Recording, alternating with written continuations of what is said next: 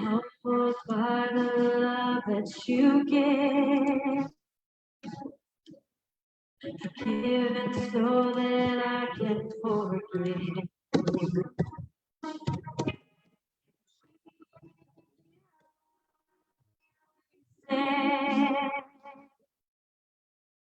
Knowing that I am your desire.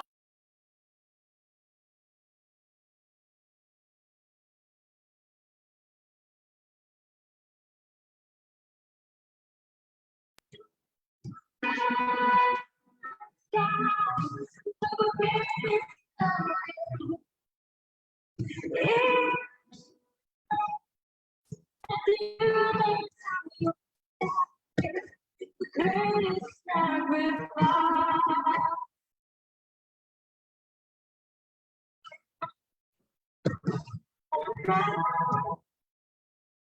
To see,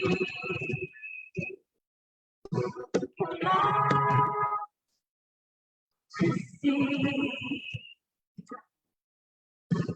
great power just as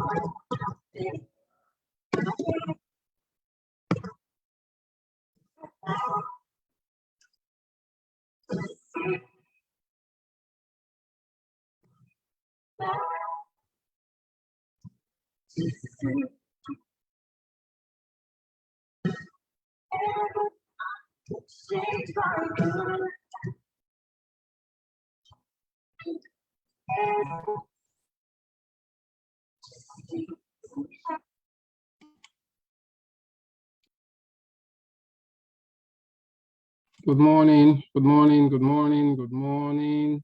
I hope we are all doing well. Good morning. Welcome to our second edition of our Parenting and Educator Virtual Summits, powered by EduPoint. Thank you all. In the next 5 minutes, our first speaker, our keynote speaker, Mr. Presura, would be taking up the stage to share with us better parenting styles in the post-pandemic era. We just want to welcome you all to our second edition. Last year was our first edition. We want to thank you for registering, and we also look forward to getting more people to attending the program. This year, we've seen a whole lot of dynamism in terms of parenting and education, in terms of how parents and educators coexist. So there's a need for us to actually bring expert professionals that would share from their weight of experience the importance of why there's need for a better parenting. And we can't leave teachers out of the system. Of course, they are the parents in the school. So when the parents stop doing the activities at home, teachers continue some of the activities in school. And so there's need for us to have that roundtable conversation between the parents and the teachers. That's why we have two sessions today. The first session would be spearheaded by no other person than Mr. Prisfowe himself. He's speaking all the way from outside the country, and he has been here for the past 1 hour. Thank you so much, sir, for your time. Thank you so much for your patience. Thank you so much for accepting to speak with us today. Out of your tight schedule, you've deemed it fit to speak to us today. We want to assure you that some parents will join us, some other persons too will join us. We received over 100 applicants, 100 registrants for this conference. So we're hoping that as the program goes deeper, they would likely join us. Just to also share that this meeting is live streamed already on our social media page. And so our followers will also be listening via our social media page. Before we bring you on board, we would love to share a biography of Mr. Prisfowe. Mr. Prisfowe is an unconventional thinker, futurist, and Africa's premier creator and trainer of family system engineering, a body of knowledge that assists families build systems that support their happiness. As the principal consultant of Prisfowe International and founder of Center for Sex Education and Family Life, he is an internationally acclaimed sexuality expert strategist and family life therapist. He is credited and regarded as the foremost sexuality educator and strategist to have come out of Africa. A highly innovative strategist blessed with original insight on relationships that have been applauded all over the continent as one of the most effective when it comes to family life and sex abuse prevention issues. With over 15 years experience in handling family life issues all over Nigeria, Mr. Prisfowe is one of the best and a few go-to persons you would ever listen to on family life, sexuality, and workplace relationships. He is an authority in the field and frame of reference for many. He has developed several life-changing contents. In his quest to rid this continent and the world of sex predators and pedophiles, and through his work, homes and thousands of lives have been restored to their health and sane states. As a sexuality education strategist, Mr. Praise has created what is regarded as the most complete sexuality education kit for families and schools in Nigeria for the prevention of child sexual abuse, and his latest Child Power Challenge, which is a 52-week course that empowers every child against predators, presently runs in 4 continents. His original and effective thought of relationships have helped several couples handle marriage and parenting better. As African premier trainer of family system engineering, Mr. Praise assists stakeholders with tools and strategies that help them accurately diagnose marital cases and resolve them within the shortest possible time. His family system engineering certification program is now regarded as the most effective family life program for family life coaches and therapists.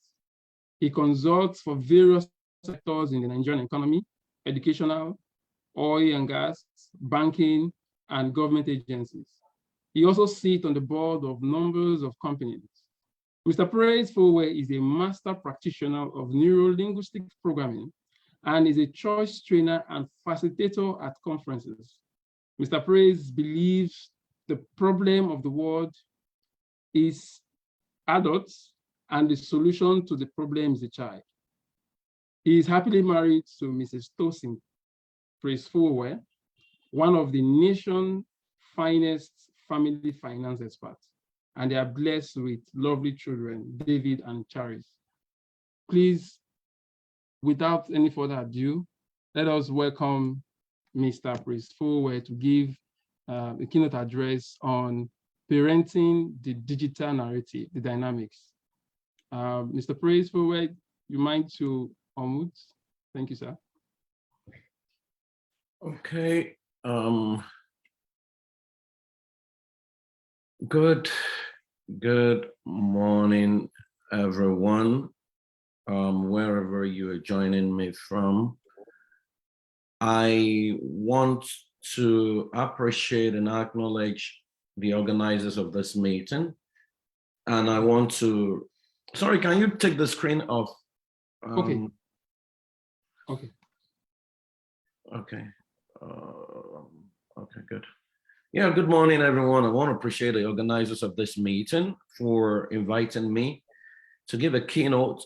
And I want to appreciate everyone that is present at this conference. I want to believe that you're going to have a beautiful deliberation and everyone is going to listen to this after now. My name is Praise Fowe. Well, they read a long profile of me. I think that profile must be my profile 10 years ago, because that's not me. I do a whole lot more right now, and I always prefer a simpler profile, so I wouldn't know where that was gotten from.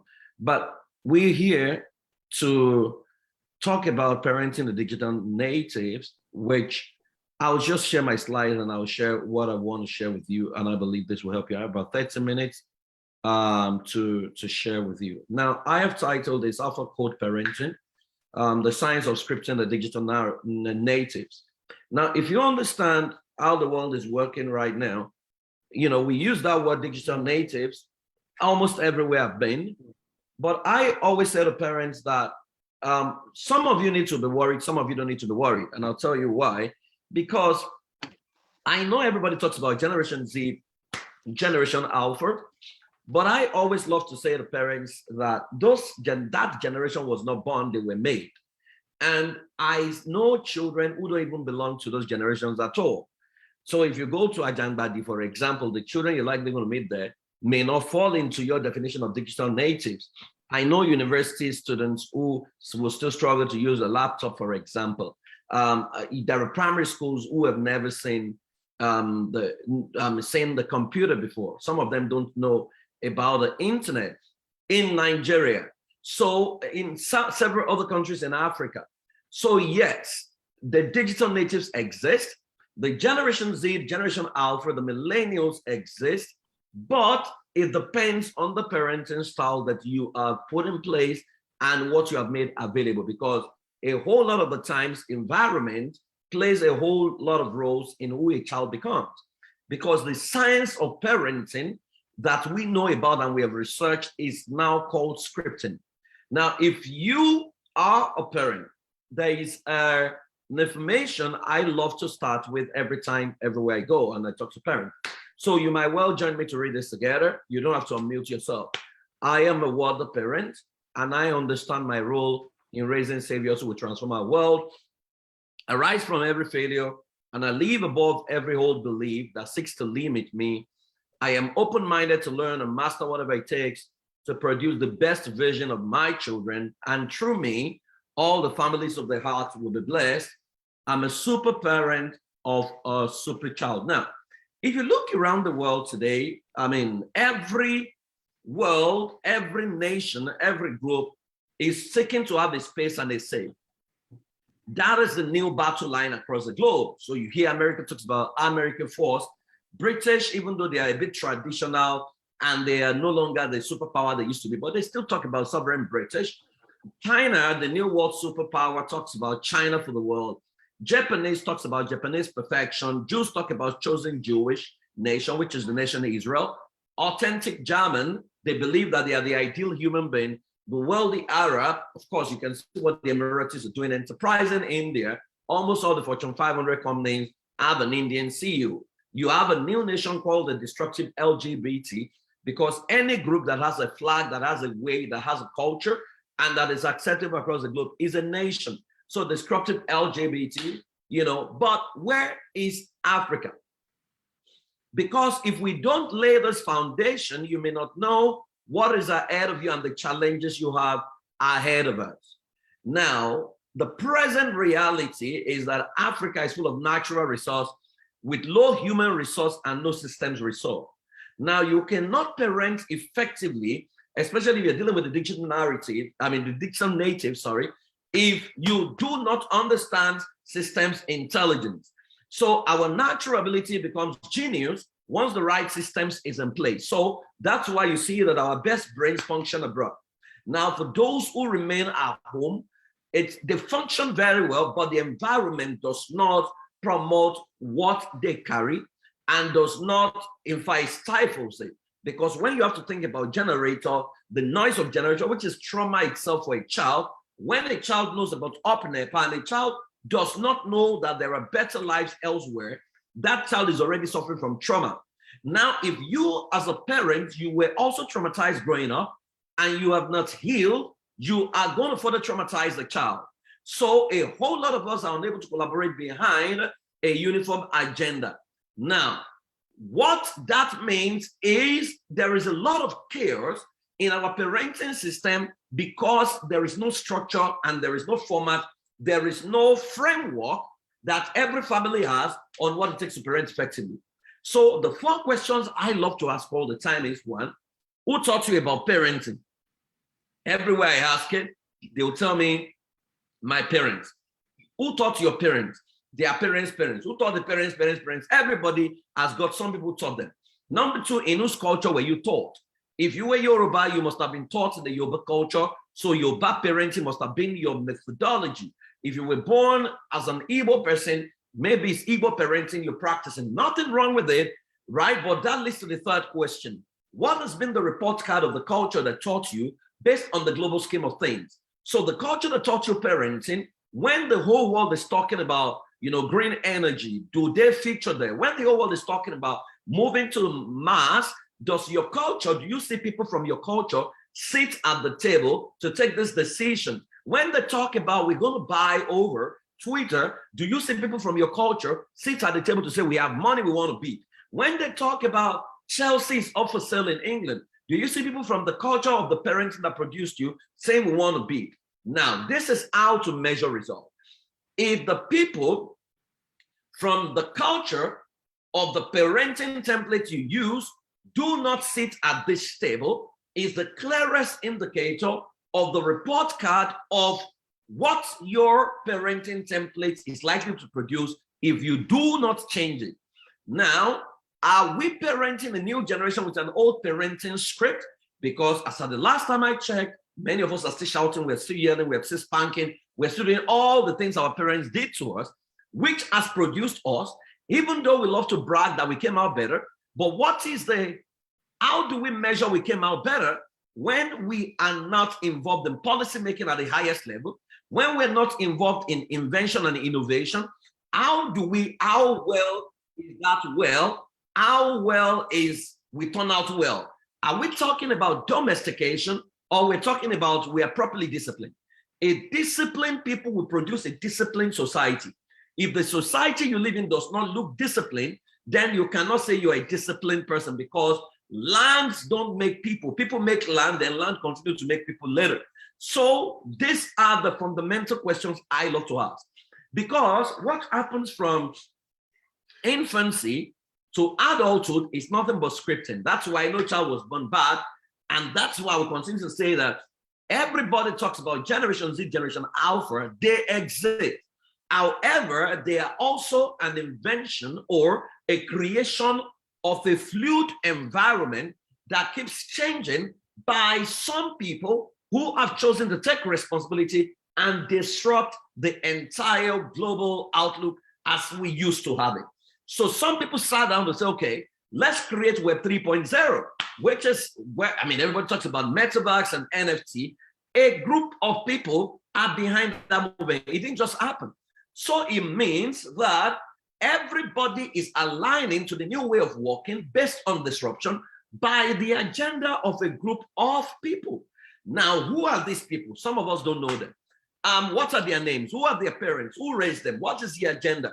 Right? So if you don't understand this, you will not know that the format of parenting globally is garbage in, garbage out. What that means is determine your outcome, the outcome you want in your child, then create the methodology that can produce that outcome, then adjust yourself to become who you need to become to produce that outcome.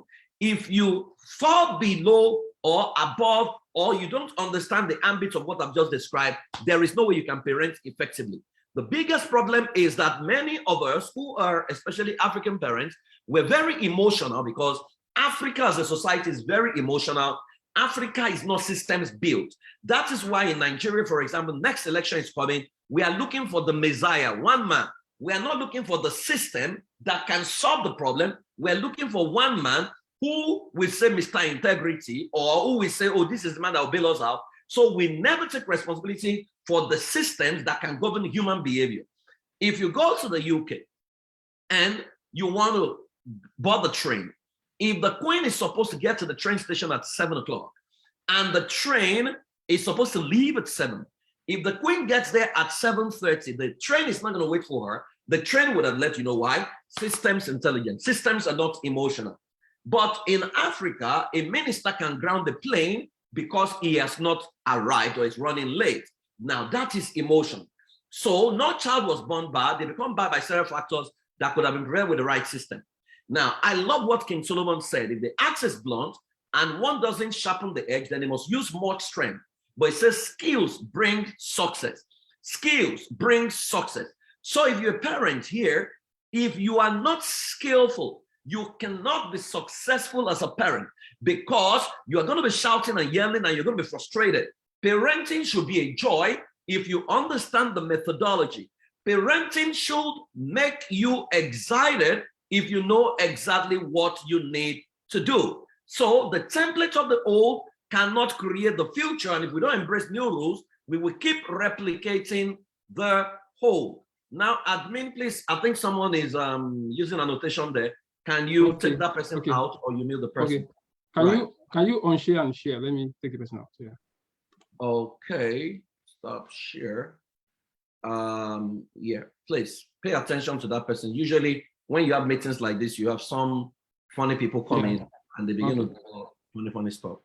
You can go on, Pat. Okay, good.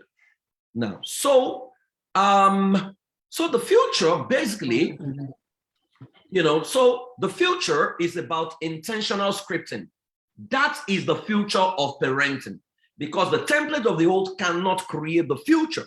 And if we don't embrace new rules, we will keep replicating or recycling the old. So you will keep shouting, you will keep screaming, you will keep trying to do funny things, which cannot work with the new generation that you're dealing with, because for you to engage and influence, you first need to respect the culture that is prevalent now and study it and now lead it. If you don't study it and you are not humble to admit that the old order no longer works, and you are not willing to study the new kind of children we're having and find a new methodology to influence them, you'll become very frustrated. You'll be very arrogant as a parent, and you come with the entitlement mentality that I am your father. What I say what? It will no longer work because you eventually get frustrated, and once you get frustrated, it begins to show. So who is a parent? Is it someone that can flog? Is it someone that can concede? Is it someone that can yell? Is it a sperm donor? Is it someone that can teach the word of God? Is it someone, that can play? Who is a parent? The word parent as the etymology of the word, bring forth. So I say to people that the ultimate parent is that skilled scout that is able to spot the identity of the arrow in a quiver and intentionally groom and shoot in the direction of a predetermined target in a way that the arrow consistently solves the problem it was designed to solve in service to God and humanity, which means parenting is threefold assignment. It's a threefold assignment. One, you must be able to discover. Two, you must be able to develop. And three, you must be able to deploy.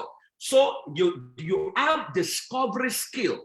It's not natural, it's a skill. Can you discover your child, which will include interpretation of the signal your child is sending?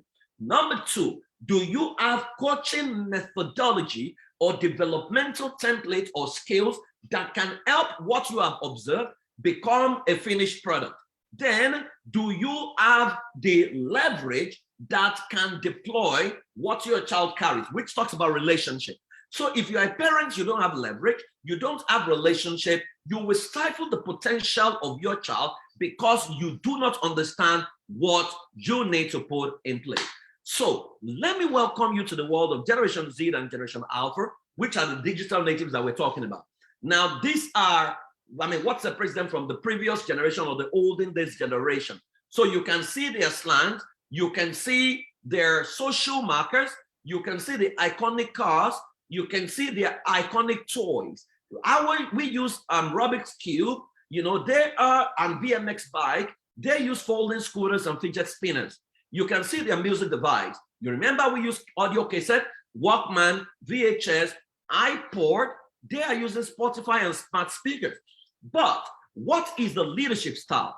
We worked with autocratic parents who gave instructions and we couldn't question. The digital natives is a generation that came here to ask questions. What this simply means is, sorry, I need to wipe my nose, sorry. What this simply means is they are going to question you on a lot of issues as a parent. Now, if you are not the kind of parent that is humble enough to answer the question, you will get into running battle with them. So they need empowering parents, they need collaborators, they need people who can inspire and co-creators. What that means is, it's no longer sufficient for you to say, as a father of the house, I love to eat pap. No, what do they also love to eat? So it has to be a joint decision where you come together and co-create. You cannot come with the ideology of, you know, I never argue with my parents. You cannot argue with me. No, that doesn't work with them, right? In fact, if you insist on that, you're going to mess them up. And, you know, they don't have the resilience we are. So, and that's why you see that a lot of mental health issues is happening around them. Now, their learning style, we use a bit of participative, interactive, they use multimodal and virtual. Now, their influencing device, they use forums and chatbot. So you need to understand this. If you check out their marketed, I mean, we use a bit of online and then direct marketing for many of us in our 40s, online for those maybe in their 30s and maybe up to 29. For them, is digital and institute. This is the reality they have had to deal with. Now, there are 4 things you need to understand about digital natives. Number 1, their identity is not defined in their quest for truth. They are very open-minded and love to express individual truth. That's why they are called Sorosuke generation, right? You need to manage perspective through the power of questioning. So as a parent, you need to use the questions why and how. What do you think and why do you think this way? How do you think this way? That has got to be your default.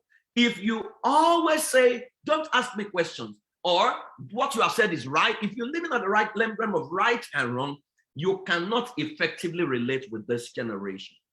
Number 2, they are radically inclusive, connecting to different truths, and they understand everyone's style. So you need to promote an ideology that is built on tribal ideology, but that gives room for love, equity, and fairness, but leaves room for respect for others.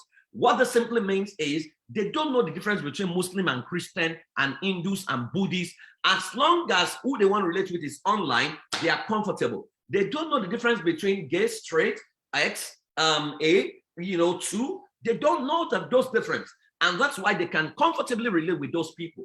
You know those differences, and you are petrified with even the idea that your child is a friend to some of these people. Now, so that is why your family system needs to be properly set so that it can influence people. Because if your family is a system, systems will produce people. With all these things we're shouting about, Boko Haram is still producing child terrorists. ISIS is still producing child terrorists. And these are children who ideally should be digital natives, but they have been digital natives conditioned to become terrorists, which means it's a function of system. It's not a function of the noise out there. It's a function of your intentionality and your knowledge based on exposure. Number 3, they want fewer confrontations and more dialogue. They seek to understand different truths. So change must come from dialogue. You can't slap your own truth and wish other people's truth away. They also want to be part of this conversation. So they have a brain, they have their truth, and you need to respect that and engage. What I say to parents is, if you listen a lot more to the digital natives, because they are always online and they do a lot of research, you will get the best out of them by allowing them to question many of your thoughts and beliefs, because they will stretch you, but you will become better. Now, Number 4, they are realistically pragmatic, looking for the truth behind all things and not giving to stuff that can be proven. So if you are sharing what cannot be proven, what has no basis, what has no data, they will not listen to you. They want to know why. They want to know how. You can't tell them about God that can make rich. They want to know why the God has not made you rich. You can't tell them, oh, God can heal, a prayer can heal. They want to know why somebody died of cancer despite prayers. So you need to understand that you have your work cut out as a parent. And what that means is you need to show clear-cut result and enjoy their quest for research and an ability to question all things. Now, the big problem is this. They look very problematic. But you see, the real challenge is they are in search of who they truly are in the midst of all sorts of contradictory information easily accessible online. So this one will say you need to ejaculate 25 times in a month. You know, there's nothing wrong with masturbation. They are seeing the research from a university and they are trying to reconcile with what you're teaching. Another one is saying, no, that is wrong. So they are a bit confused. The target is their identity. So you need to understand as a parent that it's not frustration that you need. Every misbehavior, what you consider a misbehavior from them, is either a non-discovery of self or a non-remembrance of self. Many of them have not mastered the identity and many of them forget. So what you consider bad behavior, it's the fact that they're forgotten who they are. Your responsibility is to consistently remind them of who they are. So whatever they do, your first question as a parent to digital natives should not be, no, shut up, don't keep quiet. No, it's who are you? The more you remind them of who they are, the more they're able to master themselves. So what must you do and how do you position? Number 1, as a parent who is raising digital natives, you need to do what we call personal heritage audit. What means is you need to build a system, but a system cannot be built if you have not done your own due diligence of what is common in your heritage. You look back to your 10th generation, 7th generation, 4th generation that produced you and say what is common. Are you guys pioneers, connectors, managers, or marketers? Then you check yourself. What has been that wasn't with you and what went wrong? Did anything happen to you growing up that is a trauma that you have not healed from? Number 3 there, what is your parenting charter? You and your husband, do you have alignment on how to raise your children? And are you both loyal to it? Or daddy does something, mommy does another thing? Now, who is the best person who understands parenting among the two of you? Can the other person who is less strong listen to the person who has mastered parenting among the two of you? So what is your parenting alignment charter? For example, if you had trauma growing up, you should know something is fundamentally wrong. If you have a spouse who did not have that traumatic parenting experience, you can leverage on their experience to master how to put the systems in place to produce a predictable outcome. Doesn't answer to your emotion or to your willpower. It responds to what you need to do, who you need to become to produce the best version of your children. What virus exists that must never be passed on? What bad behavior? Anger is a bad behavior. Tantrum is a bad behavior. Yelling is a bad behavior. Your parents passed it to you. Their parents passed it to them. If you're not careful, you're going to pass it to your child. If you want to engage a child to correct a child, why do you need to shout? Why do you need to scream? Why do you need to threaten a child? Can't you have a simple conversation like human beings should have a conversation? Many of us have not learned how to handle conflict. The only default is to get angry. So you need to go through healing.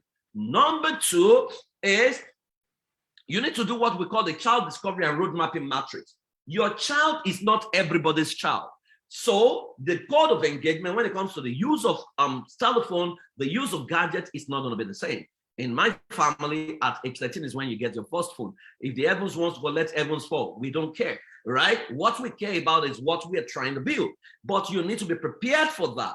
Now, it doesn't mean you can't do assignments online, but we need to give you the assignments and moderate what is happening in there. Now, so you need to take responsibility. So you need to observe. And number 2, you need to create a perceptual code. A perceptual code is a governing word that governs who your child is, that describes who your child is, and govern your engagement with your child. What it means is, if you say everyone in this family, every child in this family is dash, what is that dash? Are they royalties? Are they diplomats? Are they celebrities? Whatever you have chosen, determines how you see the child, regardless of the behavior the child puts up, then also determines how you respond. So if you say my child is a diplomat, you don't yell and scream at a diplomat, you negotiate with diplomats. So you need to become a negotiator. So what is your perceptual code? You need to create that. 3, you need to create a child scripting using user's manual elicitation. I cannot explain that. I have a 4-week class where we help parents script their children. You can sign up for that class as a parent, right? And this will be taught. Basically, every parent needs that document so that any school your child goes to, you show the teachers that document to say, this is who my child is. If he behaves like this, this is what he's trying to communicate, so that they don't kill your child. Then ferocious curiosity preservation using the student's approach. So you ask, every child in my family is dash. What is that dash? Number 3, you need to research, embrace, and replicate a template that works. It's called aggressive parenting education. You find out what has worked, how did it work, why did it work, how can you replicate and form an analysis? Which means look around the world, what is working, right? Who are the people who have raised children successfully? What template did they deploy? There's a template that produced Elon Musk, Bill Gates, and all these people. It's available. You can do that research and adjust, right? And align it to your family systems and be loyal to it. It will produce the same result. Number 4, create the new village tribal ideology setting. What does that mean? Like I said, the new rule of parenting is intentional scripting. Intentional scripting must be built on the power of the village. We say in Africa, it takes a village to raise a child. So in your family, who are you? What is your family governance system? What is your family vision? What are your family values? What is the DNA creed of your family? What are the legends of your family? This has to be clearly articulated. See, guys, you are no longer dealing with, funny people who are trying to influence your child. You are dealing with systems trying to influence your child. So it's a battle of system to system. You cannot bring emotions to this warfare because you're going to lose. So your family has got to be a system. So what gaps exist? Who do we need to become? Because parenting has got to change you. What new culture must we create? There must be a clear culture in your family that we can troubleshoot, and it must pass that test. And within that culture, what is the domestic educational system in your family? The domestic educational system is the system you have put in place to determine how your citizens think and how they behave and the outcome you want from them. So you can govern their thinking by that curriculum that bypass conscious resistance. That is why if you hand over a child age 11 to Boko Haram today, in 2 years, that child would have been radicalized. They use a radical educational system. So if evil can be conditioned, good can also be conditioned. And number 5, you need to understand that these children were born into your hand. They were not born with a label called digital natives. They were not born with a phone in their hand. However, they are going to use phones. They're going to use a lot of tech. So you need to be intentional and groom. What that means is from age 0 to 3, be a scout. Observe. What are the tendencies? Don't expose them too much to screen at that age, because that's what many of you do. You want to, that screen can engage them. So in your bid to get them busy, you expose them to screen. No, be a scout from 0 to 3. Observe, enjoy the beauty of your child. Don't spank, don't yell. Just enjoy that your child is trying to understand his environment. Number 2, you need to be a model from ages 4 to 6. Model competence. You want your child to read physical books. You bring out physical books and read. Have a library. You and your wife read. Read a page to them, a chapter to them based on their, the number of pages based on their ages to them. They will naturally catch up with that. Now, so model what you want practically to them, because they learn from what they see you do. Ages 7 to 9, be an instructor. That is the age where you deploy your domestic educational system, and you need to run it every day or once every week. There must be something they're learning that you have created a curriculum for. There's a way to create that curriculum. I don't have that time to teach you. Then be a friend from ages 10 to 12. You need to befriend them. Let them teach you their dance step. Let them teach you the new apps their friends are talking about. You go there, engage them, right? Then be a coach at 13 to 18. As a coach, your job is to help them create strategy and to help them manage perspectives, right? So lead them on with the power of questioning so that you can take them to the right conclusion that is built on the values your family want to promote. If they are part of that conversation and they As part of that conclusion, they will promote whatever you arrive at. Then be a cheerleader from ages 19. Because if you have done a good job from ages 0 to 18, you will have rest at age 19, right? So if you don't understand this and skip this, you will just be subject to frustration and you'll be complaining at all times. You see, finally, parenting digital natives is not just a prayer battle again or individual parenting. Don't just be praying, God, let my child turn out right now. It's now a battle of systems intelligence and tribal ideology in which the stronger and the most desirable will win. And when I talk about your village theory, your new village is not the village you came out from. Your new village is a group of fellow parents, 5 of them, 10 of them, that share similar values with you. You can co-parent your children together, live in similar enclave, create a village, meet regularly, so that you can leverage each other's strength to raise a new community. Jesselai says that children are not things to be molded, they are people to be unfolded. Your children are being unfolded. So it takes a village to raise a child. Where is your village? And who makes up your village? You see, I believe that we have all it takes to raise a new generation of saviors, but it's not free. It's going to cost you. And that's why forums like this are very, very, very vital.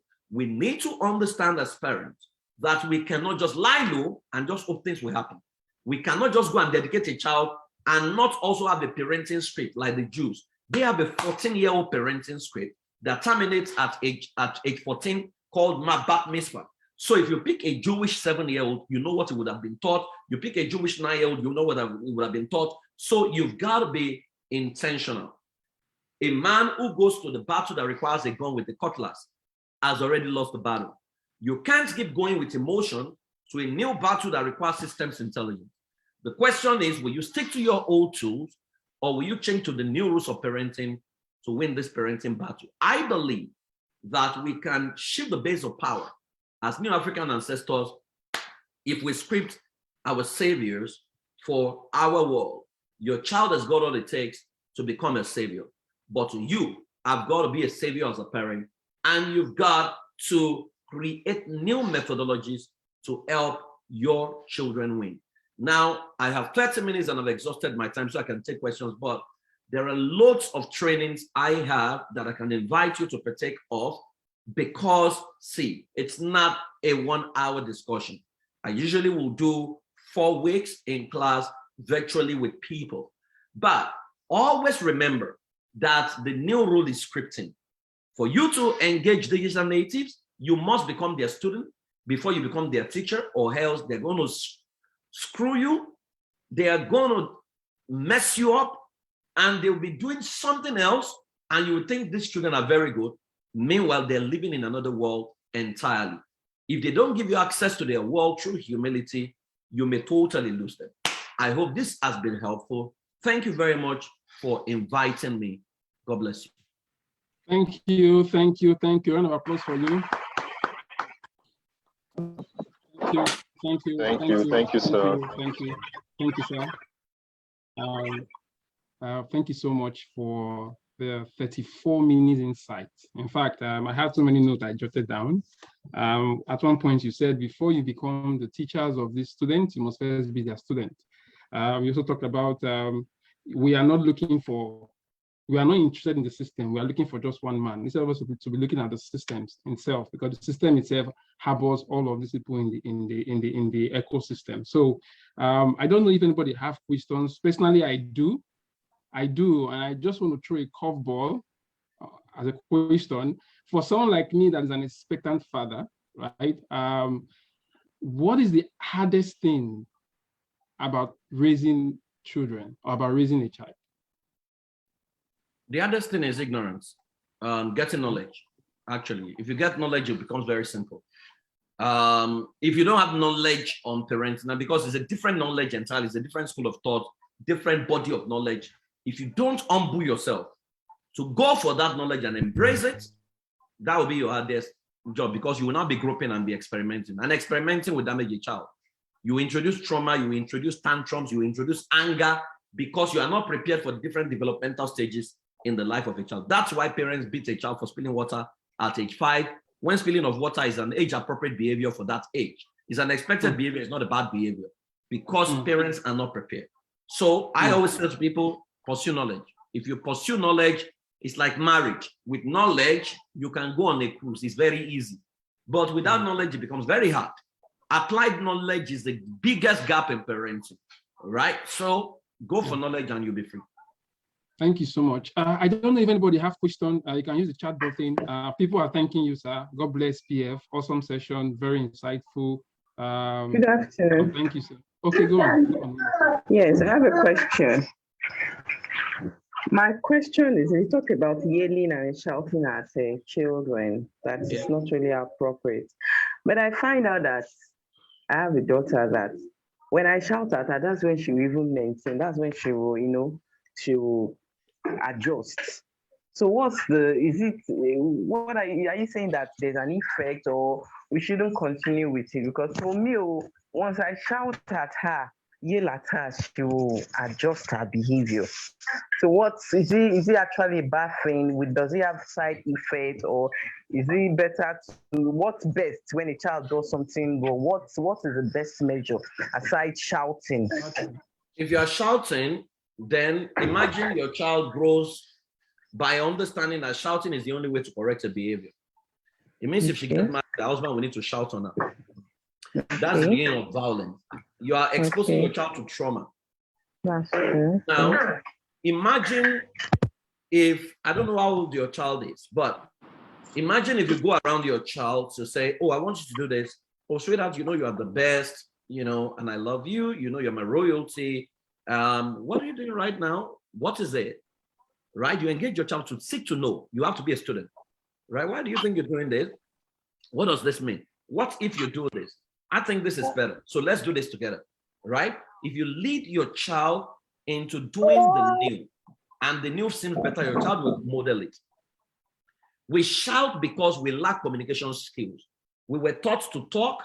We were not taught to communicate. Communication skill is what many of us lack. And it shows up in the way we experience frustration and we express frustration, right? So you are already setting your child up for a system that will damage your child, because your child will now know that it's only when you shout that, and that's almost like training an animal. Even animals no longer need to be shouted on before, because if your child, my sheep hear my voice and they listen, the voice of the stranger they will not hear. So your child does not have a problem listening and obeying you. It's the style. Treat a child as a human being with respect, they will listen to you. I have taught parents this consistently. I have given them methodologies and models to go and practice it, and they've come back with testimonials to say this really works. It's because you think that it's shouting that your child will listen to you. If you respect your child will respect you back. It's that simple. So go try that and let's see what happens. Okay, thank you so much. Someone raised up a hand, Solola Sharifat. I don't know if you're still there. I think I'm here. Oh, okay. Please ask a question. Good afternoon. I have a 4-year-old son, and I discover that I do talk to him whenever he does something wrong, but then I find out that he forgets easily. So when I try to call him repeatedly to remind him of what I told him not to do. He still does the same thing until I shout on him. So I don't know, I realize that we have different types of children. So is it possible that we treat them the same way? You don't treat children the same way. They are different. If you have 4 children, most likely you have 4 personality types. The child you are describing is most likely a creative child, and creative children are usually, they do a lot of play. Their learning style is play and fun. And once something doesn't involve fun or it involves monotony, they are not going to give into it. And also for them, they respond better when you create a non-judgmental environment for them, right? And so there is a way to correct that child. There is no child that requires yelling or shouting now, right? Intimidating on a child will take you up. They will challenge you. They will ask you questions. You almost look like they are arrogant, but no, they are just natural leaders, right? Dependable truck will be withdrawn, will never say anything. If you shout on him, he's going to withdraw to his shell finally. They are the ones who lock themselves up in the room. Systematic Ford, will also quiz you, but they are very malleable and they have suffer from some form of insecurity as well. So if you are not their best friend, they are not going to open up to you. So the first thing is to discover your child. Your child is evolving. It's just age 4. Age 4 is normal for them to run around. It's normal for them to jump. You are the one that needs to organize the environment to befit an age 4 environment.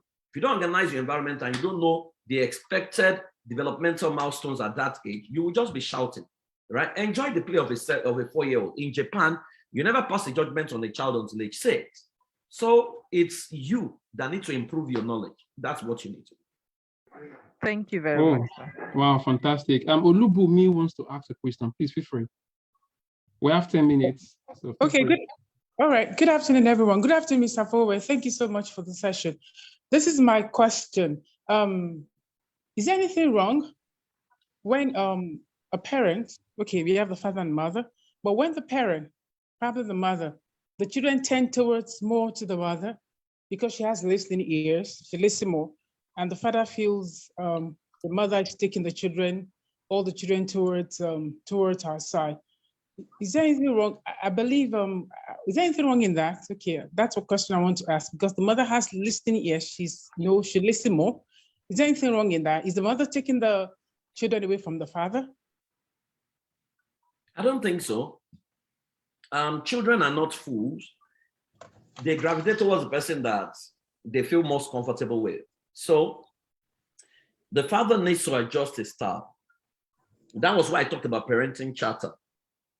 You and your husband must have same parenting charter depending on the outcomes you want to create. Again, this is a systems question, right? And you need to, you can't be upset that they are not gravitating. If you are like the lion and another person is like the, the dove, they will gravitate towards the dove because nobody wants to be eaten by a lion. So he needs to calm down and needs to find a way to relate. And the easiest way is this. Let him go to the children and ask him, what do you want me to change as a father, right? If you have the power to change anything about me, what would it be? If there's a way I can improve as a father, what would it be? So if you ask that question, take your report card and change. It's that simple. Okay, thank you. Thank you very much. Wow, fantastic, fantastic. That's a fantastic insight there. Adejiri Afiz, sorry if I didn't pronounce it well. Have a question, please, feel free.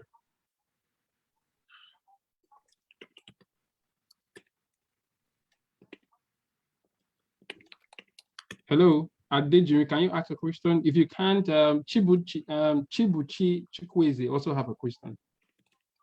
We have less than 2 minutes to go for this session. Okay, good afternoon, everybody. Good afternoon. My question is this: I'm a teacher, so I have children, and sometimes it's really, really frustrating because I understand that children have different temperaments. So most times when you're giving instructions, while some follow, others do not want to follow. You give an instruction, more than half of the class will not take the instruction unless maybe you raise a voice or maybe attach a punishment to everybody that wouldn't follow the instruction. Then that is when there will be maximum compliance.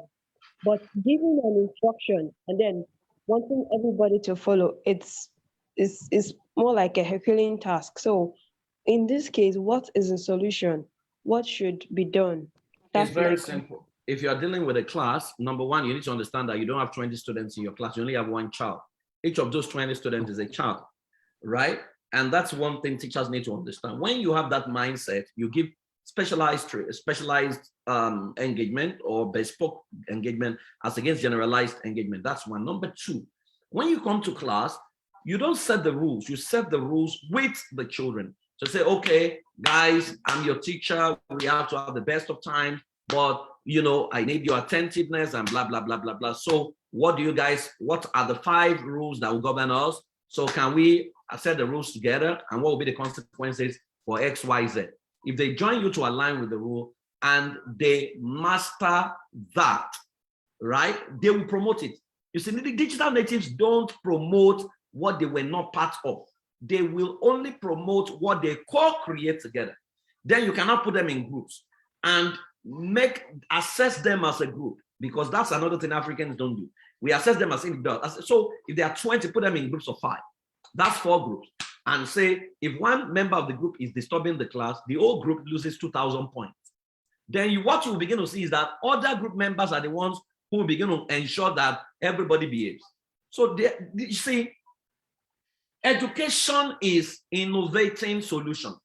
When a teacher sees a problem, a teacher should think and do a root cause analysis and come up with new solutions. That's the way it works, right? You can't be complaining as a teacher. You are there to innovate solutions. So go try this and you see how well it works. Thank you so much, thank you. Another round of applause for him. Thank you, sir. Thank you. We have some materials to share. I don't know if we still have time. And so again, you could, I don't know if Mr. Prince can speak on this. Okay, somebody saying something. Who is talking, please? Yeah, this is Mr. Please. Mr. Dejorin. Can you hear me? Okay. You want to ask a question? Yes. Yeah, I want to ask. Oh, sorry. Please go on. Sorry, please go on. Sorry. Please go on. Go on. Sorry. Yeah. Okay. Good afternoon. Yeah. Good afternoon. Go on, please. My question is directed to Mr. Praise. I must appreciate what he has said so far. But I need a clarification of something. Now, what can be done, or what should we do in a situation whereby, okay, you know, most parents, the way we were brought up is quite different from the way we're actually bringing up this new generation. Now, what can we do, or what steps could be followed in order not to hurt their feelings and also not to do it in a wrong way? I don't know if you get what I'm saying. I get what you're saying. Should I say, okay, or should I say that what do we need to stop doing that we were brought up with? So I just need a clarification on how we were brought up. Domestication.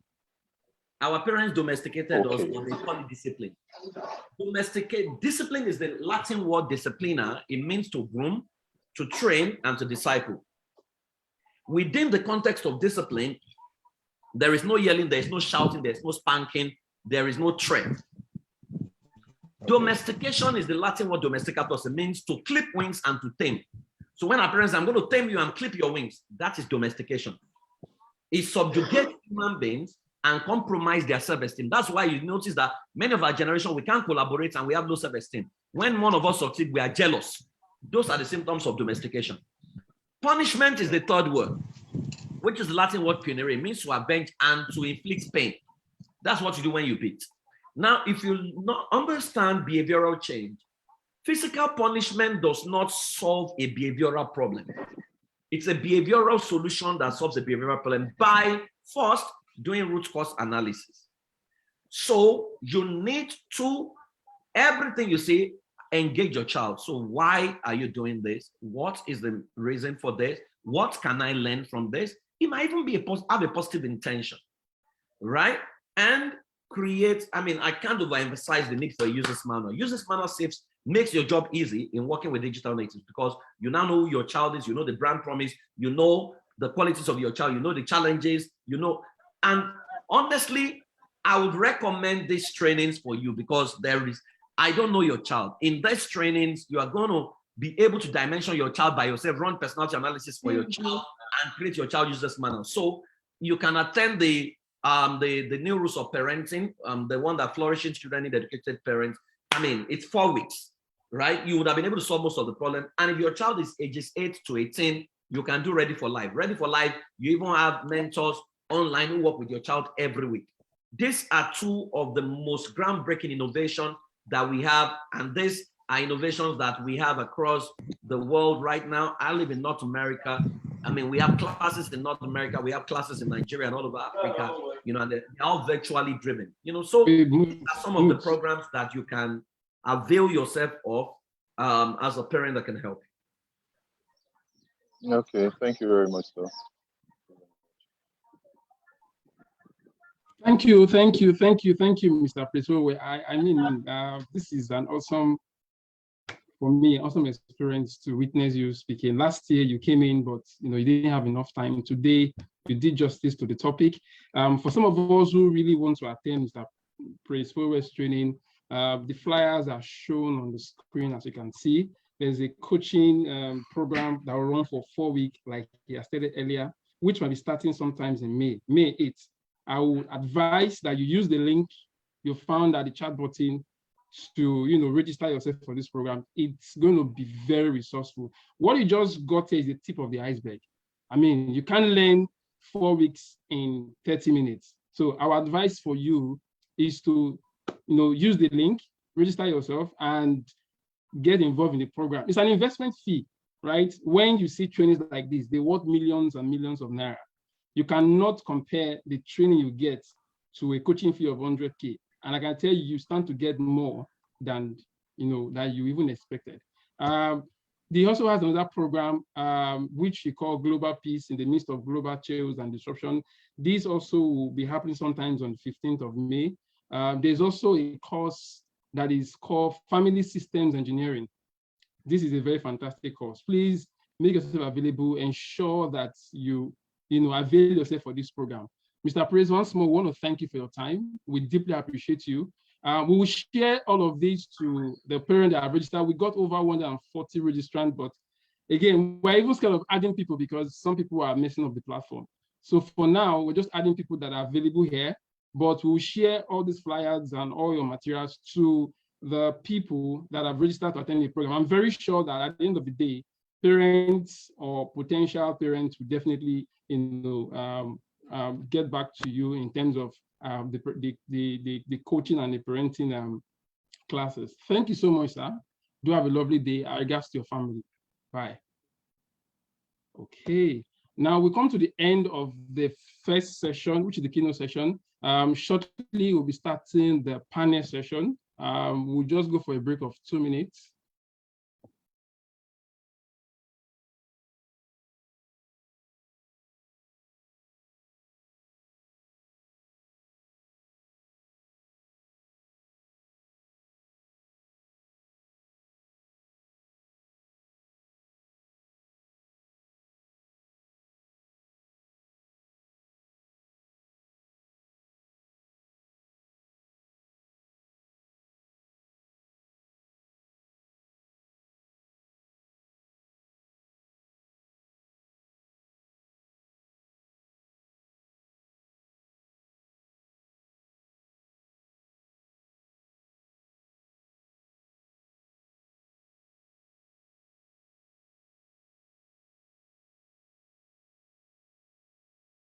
Shows you on a sheet of paper everything about your child. And do you know what your child uses manual is? Child uses manual is a document that actually shows you on a sheet of paper everything about your child and how to get the best out of the child. It's the new rule of parenting, and it's called scripting. The old rule responds to your emotion. The new rule responds to system, because the enemies are no longer just human beings. The enemies are now systems. What will sabotage your parenting are no longer people you can see. They are systems that you can see, that by yourself you bring into your home. If you want to know how to raise children without yelling, without screaming, with a blissful disposition, I have worked with over 1,000 parents, and they have amazing testimonies. So if there's someone who deserves to be talking to you and showing you step-by-step process of how to get it done, it is Praise Forward. Look forward to your coming class. Click in the link below, and let's transform and script the future of our world.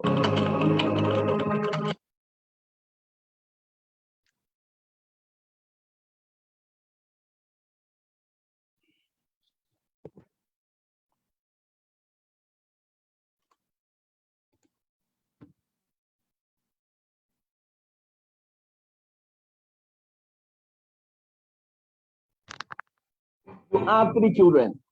There are 3 seeds. One is a rice, the other is a bean seed, the third child is a maize seed. How will you raise them? It means that the first question you're asking with your child or with your children is, what seed is this? That if you are not sure of the identity of the seed, you may plant it on the wrong soil, and you may handle it wrongly. If you have to describe your child, how will you describe it? Right? So if it's an intimidating Oma, for example, you can say a leader par excellence who is a non-conformist, something like that, right? What is the brand promise? Every time you encounter this guy, what happens? That's the brand promise. Every time you encounter him, you know, he takes responsibilities for his world, blah, blah, blah, blah, blah. Do you have a family vision? What are your family values? Let me say this. This is looking like work, but you see, once you get it right, you've gotten it right. And never forget that you are in this class because you are an ancestor of a new generation. So you need to start afresh. What's your family educational system? Apart from what school is teaching, what educational plan do you have for your children? Own educational plan. What are they reading? Like what book are all your children reading this month, for example? Right? Remember that the perceptual code will determine the materials they consume.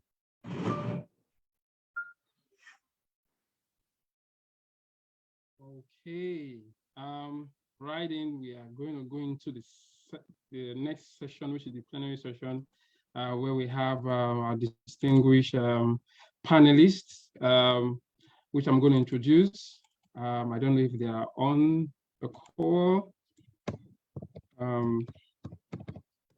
Okay, so we have Mr. Sunday Balogu. Sunday Balogu, a dogged, dynamic, youthful lover of God and young people. He studied accountancy in Lagos State Polytechnic, Nigeria. He is a certified leader from MOGI, GLS, ELP, CAP, and EMP. A confirmed social change advocate in line of United Nations Sustainable Developmental Goals. A certified writer from Carissa Publisher. He is not only a youth leader, but also an educationist, a writer, a speaker, a youth coach, a pastor, counselor, and author of several works. His near 2-decade experience in teaching and warm, charismatic pattern of delivery has endeared him to the heart of many youths who take him as a role model. He is a pioneer member of the Watchman Yes Team, James Foundation, and many more. Youth Empowerment Fora. He is a regular contributor to Youth Daily Devotional Distributed and read nationwide and abroad. He is the CEO of Gracious Sunny Enterprise. He owns a copyright of and has published several books. Welcome, Mr. Balogu. So we'll move to the next panelist, which is Mrs. Gift Godfrey. She's a highly admired teacher, trainer, and school management coach. She's coveted for her pragmatic training styles as she brings to bear relatable and applicable content for teachers' capacity development, school management efficiency, and teaching and learning instructions targeted towards yielding sustainable learning outcomes. She's well known for her thought-evoking sessions, which she has delivered across schools and organizations within Nigeria and virtually internationally. She is the lead consultant and convener of Leader and Education. She has mentored and trained over 6,000 educators and consulted for over 30 schools in Nigeria. Her mantra: one child, one teacher, one school, making the education a better making the education a better learn, leverage, and launch. One of our philosophies of education is any education that doesn't tap and harness the potential of an individual and bring about change in character is a wasted venture.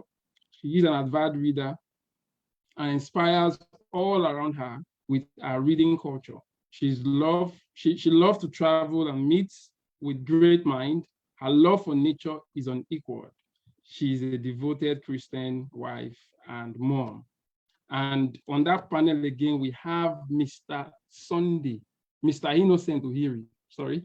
Sir Innocent Ohiri, as is fondly called by students, colleagues, and clients across Nigeria, is a quintessential, seasoned and veteran educationist of substance and repute. He is an unapologetic education enthusiast. He is passionate about teachers' development and building of students. He is a graduate of computer science education. He also has other local and international certifications in education and other fields of life. Sir Innocent Ohiri is a well-sought-after professional. He is an educator, educational consultant, certified management consultant, editor, a writer, life coach, mentor, school growth strategist, and serial entrepreneur. He is a member of Global Trainers Academy. He sits as a board member of some schools. He is a certified global leadership coach. He is a certified global executive business leader. He is the CEO and lead consultant of Double Sussex Educational Consult, Lagos, an educational consulting outfit fully incorporated in 2016 that strategically offers uncommon education solutions to teachers, to students, and school owners all over Nigeria and beyond. He is a devoted Christian husband and dad. Our last panelist for today is Mo St. Michael. Mo St. Michael is a qualified, passionate educationist, child and adolescent psychologist, international school inspector, parenting coach, author and avid reader, managing partner at School Mass Consulting, director at Applewood British School, Abuja. She's a lover of the Most High. We're going to have a session with the panelists. They're already on the call.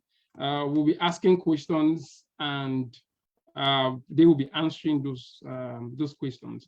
Like we all have heard from Mr. Presfo, where it's all about scripting of a child. So I'll be the moderator for this session where I'll be asking questions, and definitely they will be sharing with us from their weight of experience the answers that we needed, to know how we can better, improve in our style of parenting, especially in the post-pandemic era. We all know the outcome of the pandemic. A lot of things has changed.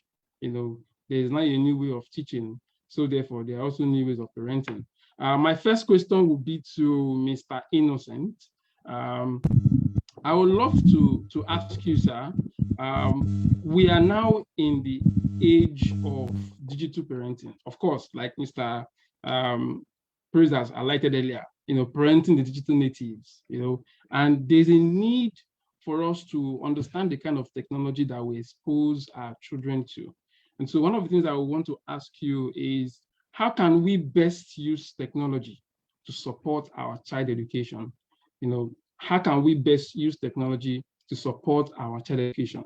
There are many technology out there, but of course, we want to know from your experience with schools, with parents and with kids, how can we do this better for parents who are listening live on our social media and also on the call? Thank you.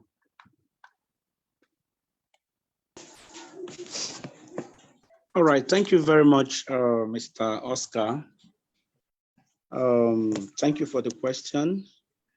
To start with, we already know that this is an era that is, and the pandemic actually, ushered in a lot of technological exposure and usage in an amplified manner. Given that, we saw that many schools, due to the pandemic, adopted or started adopting a technology, even those who were not adopting that before. Parents also, have need to now use it at home and help their children to link up or connect to, to classes and all of that online. So while that is good, technology cannot be taken away from, learning. It facilitates learning, it fosters learning, it enhances learning, it makes learning to be interesting, to be fun, to be easier. And, it also, it appeals to the passion of the children. Now, to answer the question, I would say that while we are trying to use technology to enhance learning, it is important that parents themselves possess the required skill or skills, possess the required knowledge. Like Mr. Presfo were already rightly asserted, knowledge, applied knowledge has always been the gap, the biggest gap in parenting. Most parents, or let me say some parents, let me be conservative, some parents actually lack a lot of knowledge and skill when it comes to parenting, especially in this post-pandemic era.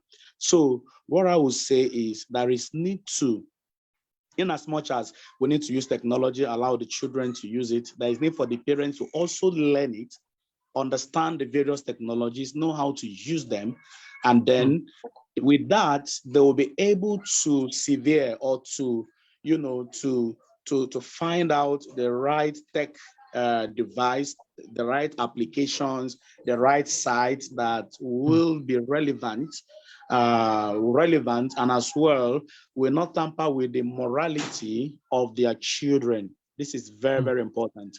Yeah. So if parents are not in the know, it becomes a big issue. If they don't have proper knowledge, proper awareness, if they are oblivious of the various technologies at the disposal of the child, then it becomes a problem. So it's important that parents themselves are well enlightened, well educated on technology issues. And, so with that, they will be able to make intentional selection for their children on the right tech to adopt and to use. In addition to that, it is also important to apply control. Control. Yes, because these are children. Children are, they're easily excited, and due to excitement, they are inexperienced, they are naive, and as a result, they're excited with these things, and they want to explore and explore and explore. They want to go to any length to, to make use of it. Now, if there is no control, the excesses of the children in the use of the technology can mar them. Deal with their, with their default setting, can deal with their innocence, can tamper with their innocence.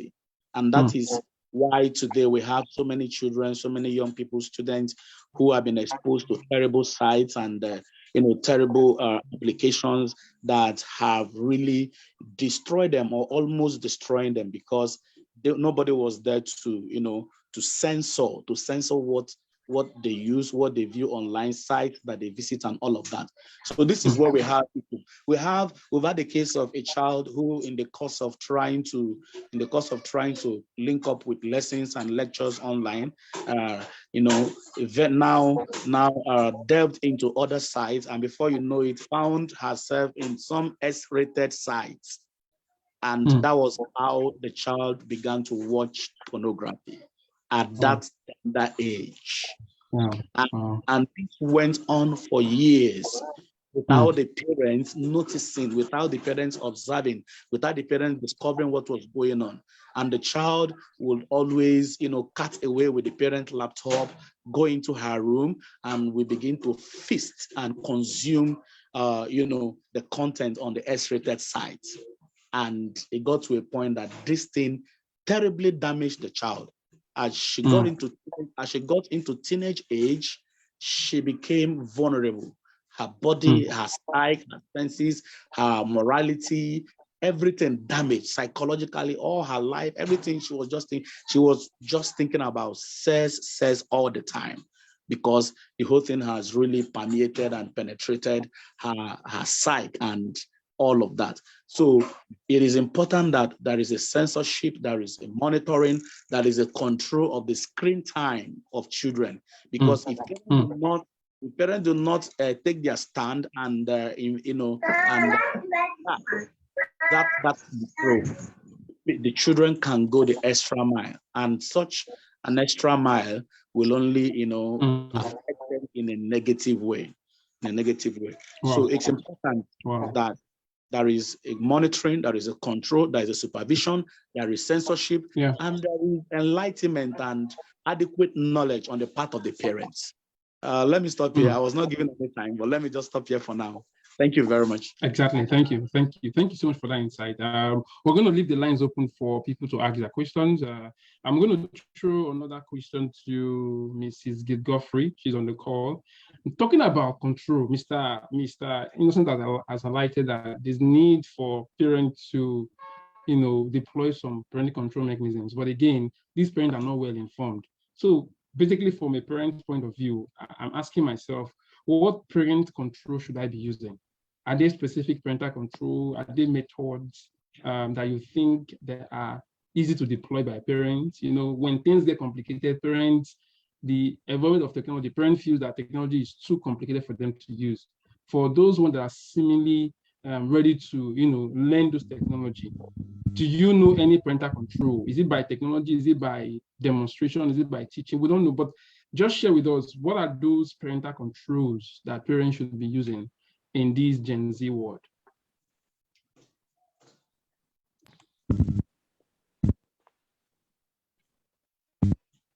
Okay, good afternoon. Yeah, we can hear you. We can hear you. Okay. Good afternoon. Good afternoon.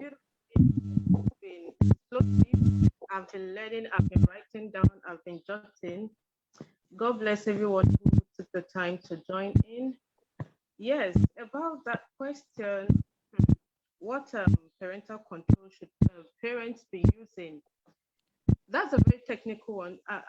I must say that the first control that every parent, every mother, every dad must have is functional relationship. It may sound like I am digressing. It may sound like, it sounds odd, right? But a positive relationship with your child at whatever age they are is very important. Why am I saying this? You cannot, Praise Forward has talked about we being migrants and our children being natives. And for me, that is no joke. It is not a joke. If you want to do a catch up, you want to catch up with all the platforms, all the apps, how many can you catch up with? These children are always a step ahead of us, whether you like it or not. It's a truth every one of us must buy. It's undisputable. They are a step ahead of us when it comes to technology, especially for preteens and then teenagers. So what the first control every parent must have is your relationship, that positive relationship with that child. Because as far as I am concerned, they can only allow you into their world as much as they want to. So when you have a relationship with your child and you are striking the necessary conversations, you're asking the right questions, these children will naturally let you in. They'll open the door and they'll start telling you things like, oh, mom, do you know about Likey? And do you know what? I just learned about Likey this year when the Chrisland thing started. I was like, what? So they can only let you, into their world as much as they want to. So create a relationship. That's the first control.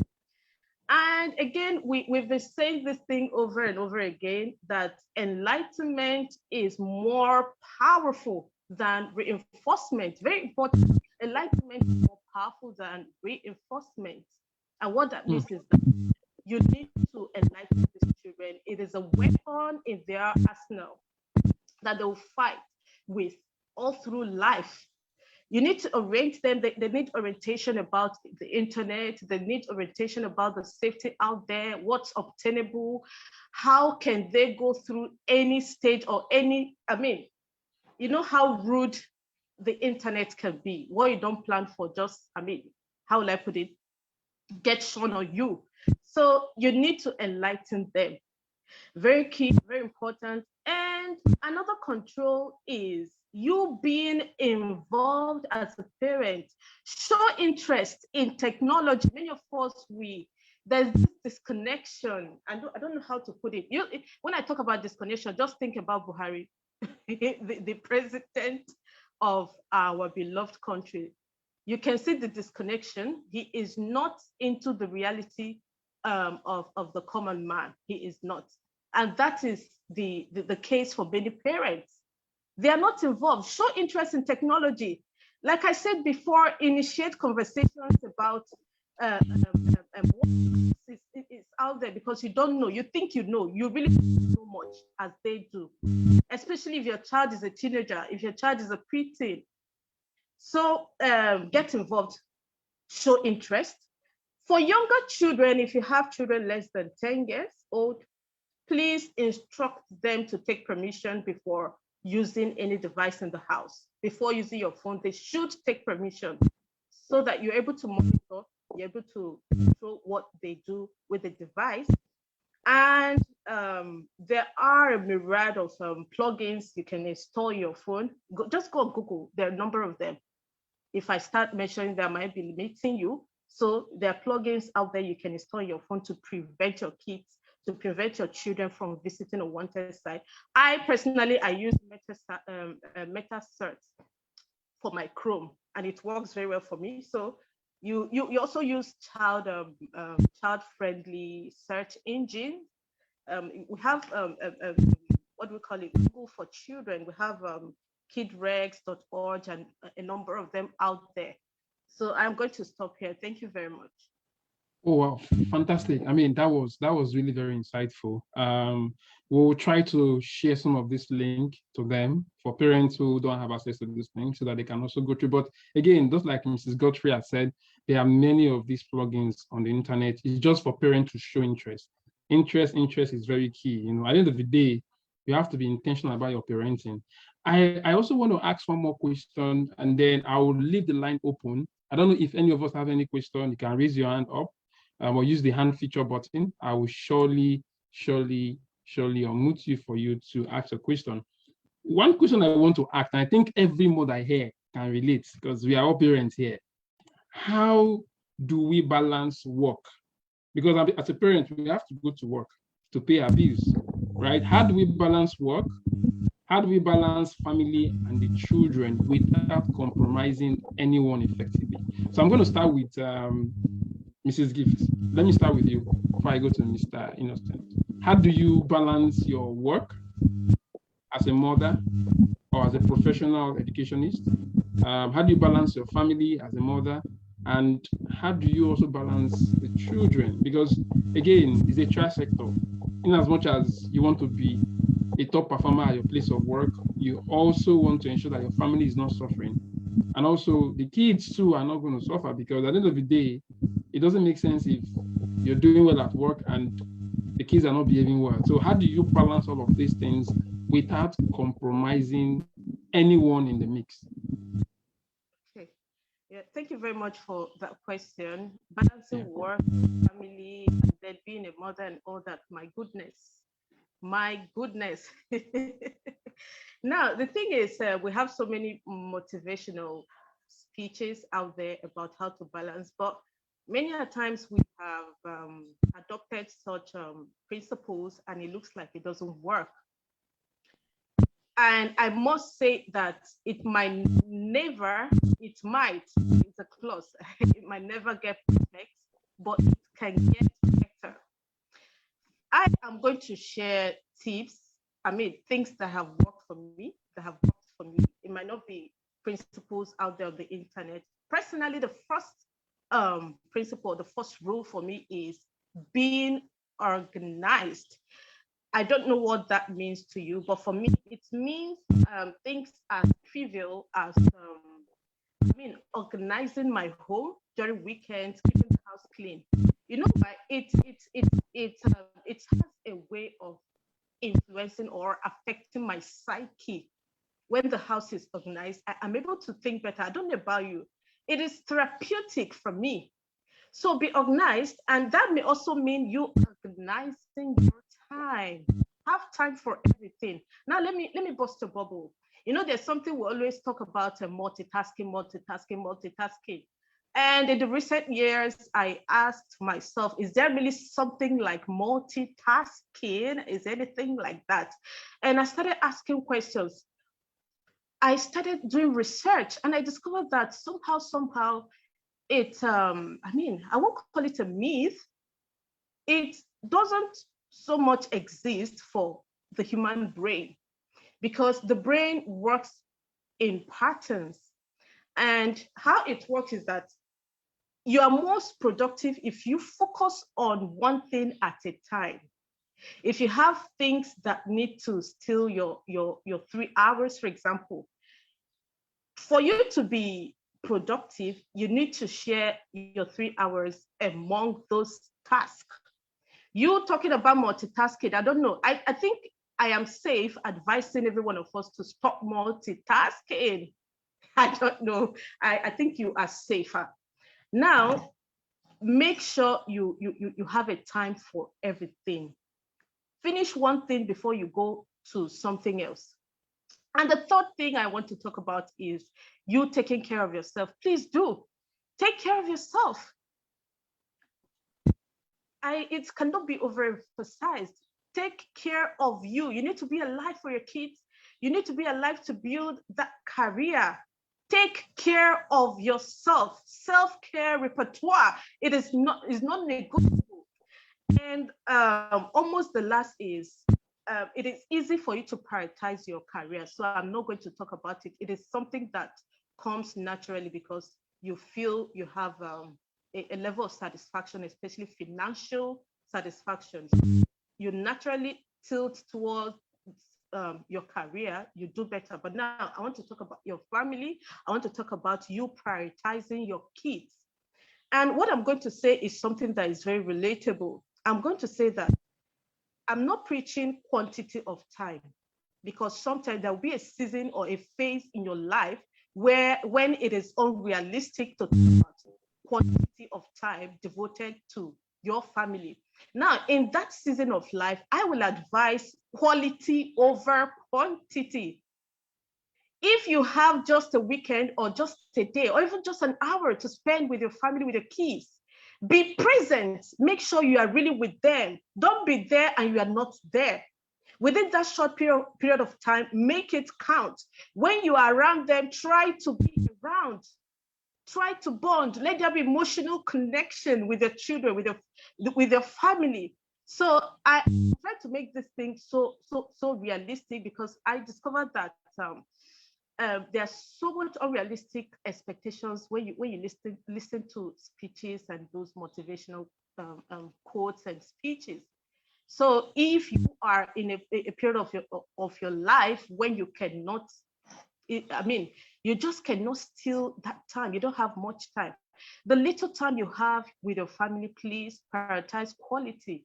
So I'm going to stop here because I talk a lot. I have a lot to say. Let me stop here. Thank you. So why I threw the same questions to Mr. Innocent, waiting for Mrs. Beremu to join us and also respond to it if she's available on the call. If she's not, Mr. Innocent can do justice to that question, and then we can wrap up the panel session with questions from audience, one or two questions from them, and then we'll move to the next session. Mr. Innocent, can you also shed more light on what Mrs. Godfrey has said? If you're on the call. Mr. Innocent, are you on the call? Hello, Mr. Innocent. Can you hear us? Can you unmute? You're mute. You're muted. Can you unmute? Okay, I guess it's network issue. Hello, Mr. Innocent. Can you hear us? Oh. Okay, all right, sorry. Oh, thank you fine, very much fine. for the question. I'm sure you can hear me now. Can you hear me now? Yes, we can. Thank you. Yes, we can, sir. Thank you, sir. All right. Thank you very much, Mrs. Godfrey. That was very apt and straight to the point. I would not want to repeat what she has said, but I want to lend my voice, and I want to say that work-family balance is a Herculean task, especially at this time, where we are faced with economic realities. Parents are trying to make ends meet. They want to meet up with paying all the bills and all of that. It's such a Herculean task, but be that as it may, it is not an impossible task. So, and balancing in life is very important. Somebody said that life is good when there is a balance. Life is good when there is a balance.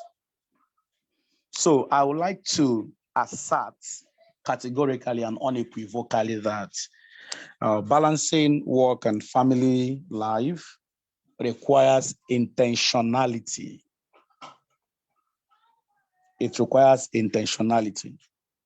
Parents, the man, the father, the mother, they need to be intentional about parenting. when you are intentional about parenting, then you'll be able to, you'll see the place and the potency of giving attention and showing affection to your children, to the kids. You will see the place of not wanting the children that God has given to you to decay or to go into, moral decadence, as the case may be. So it all begins with intentionality. We need to be intentional. Your intentionality determines your input into your family. One of the things I would like to say on how this can be done is that there's a place for considering family first while making a choice of job or employment or whatever. I don't know if I can still be heard. Yes, we can hear you. Go on. We can hear you. The last line was powerful. We can hear you. Go on, please. Okay. So there's a place for considering family. If the man, the woman, if they are to take up any employment, there's need to consider your family. Because if the man takes up an employment that will, that will engage him or occupy him or engross him from Monday to Sunday or from Monday to Saturday, and then the woman likewise, then there is problem. The children or the kids will be at a terrible risk. And then in that case, unconsciously and inadvertently, they would have handed over the training of their children to some strangers. And at the end of the day, the result can be disastrous. Okay. So it's important that this consideration is made. Consider family first while making a choice of work or employment or job or whatever. Okay. So that's one. Yes, that's one.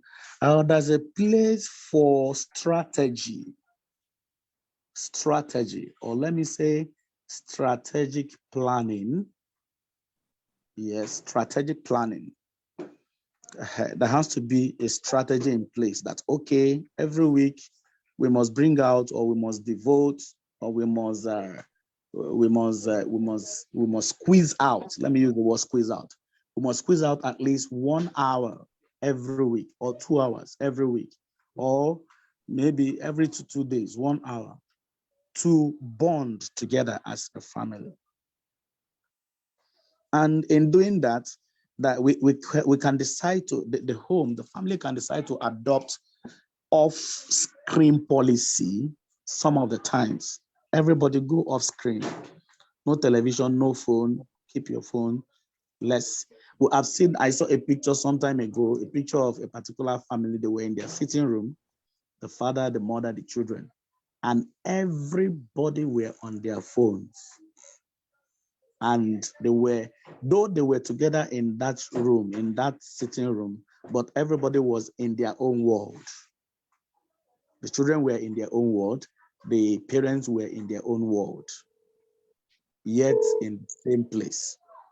So in trying to do this, there is need to go off some of the times, go off the screen, go offline, and then bond, talk, discuss, and all of that. And then occasional or periodic family hangout is not bad. Once in a week, once in 2 weeks, once in a month, family hangout. And through that, a lot of discussions, a lot of interactions, a lot of communications, a lot of listening to one another as a family. And with this, I think there will be some level of balancing, and then the stress and the strain of the aftermath of not adopting balance, this balance will be taken off, will be taken care of, and all of that. So that's that for now. That's what I have to say for now. Thank you very much for the question. Thank you, Mr. Henderson. Thank you so much. While you were talking, Mrs. Beremu joined us. Mrs. Beremu, thank you for coming. She's one of our panelists. So we asked the. Thank you for having me, and I'm so sorry. It's fine. We understand. It's fine. So we asked the two panelists a question: how do they balance their work their family and the kids effectively. So you might want to share your insights as regards that. From your experience, yes. Yes, thank you very much. I think that You're the welcome. most important thing is actually planning. You know, what most of us fail to do is plan. And when you don't plan, it's actually a plan to fail. When things are important to you, you plan for it. So if family is important, you plan for family. Of course, for most of us, work is important. So we are usually automatically in work mode. When you have to do something at work, that's why you would wake up early to be at work. You know the time you go for breaks, you know the time you close and all of that. So when we make home just as important, we make time. You know, you plan for the things that are important. If, for instance, religion is important in your home, you wake up, you pray together as a family. If eating together is important, you wake up, you plan. I mean, you plan for everything. So planning is what is key. And once you've had your plan, you are sort of in an automated mode, because then you know what's important and what isn't. If you know, so I would say we need to focus on planning and putting everything that's important to us into that plan. Yeah. Yeah. You know, so that nothing is just happening on its own. You know, because especially in parenting, that's what happens to most of us. Things just happen. You know, we just a child wants to speak to you. It just so happens that you are sitting down and your son comes to sit beside you to speak.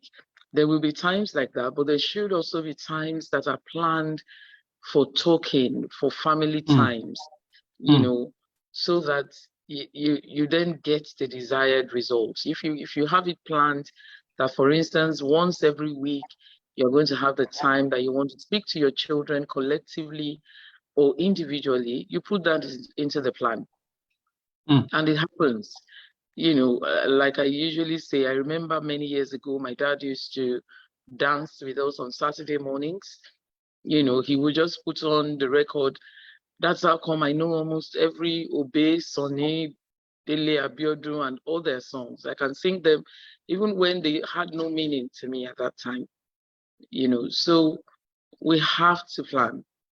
That's important. Thank you so much. Thank you. Thank you so much, Mrs. Beremu. I mean, that was a fantastic insight. I see someone raising up a hand. I'm going to unmute you to ask a question. Please feel free to ask a question. You can also rename yourself from Oscar Ubera to your name. That'll be fine. Can you unmute yourself and ask a question? I think you want to ask a question. We have 5 minutes to go. Good afternoon. Good afternoon. Welcome. Can you hear me? Yes, we can. Thank you. Good afternoon. My name is Benita, actually. So I wanted to ask,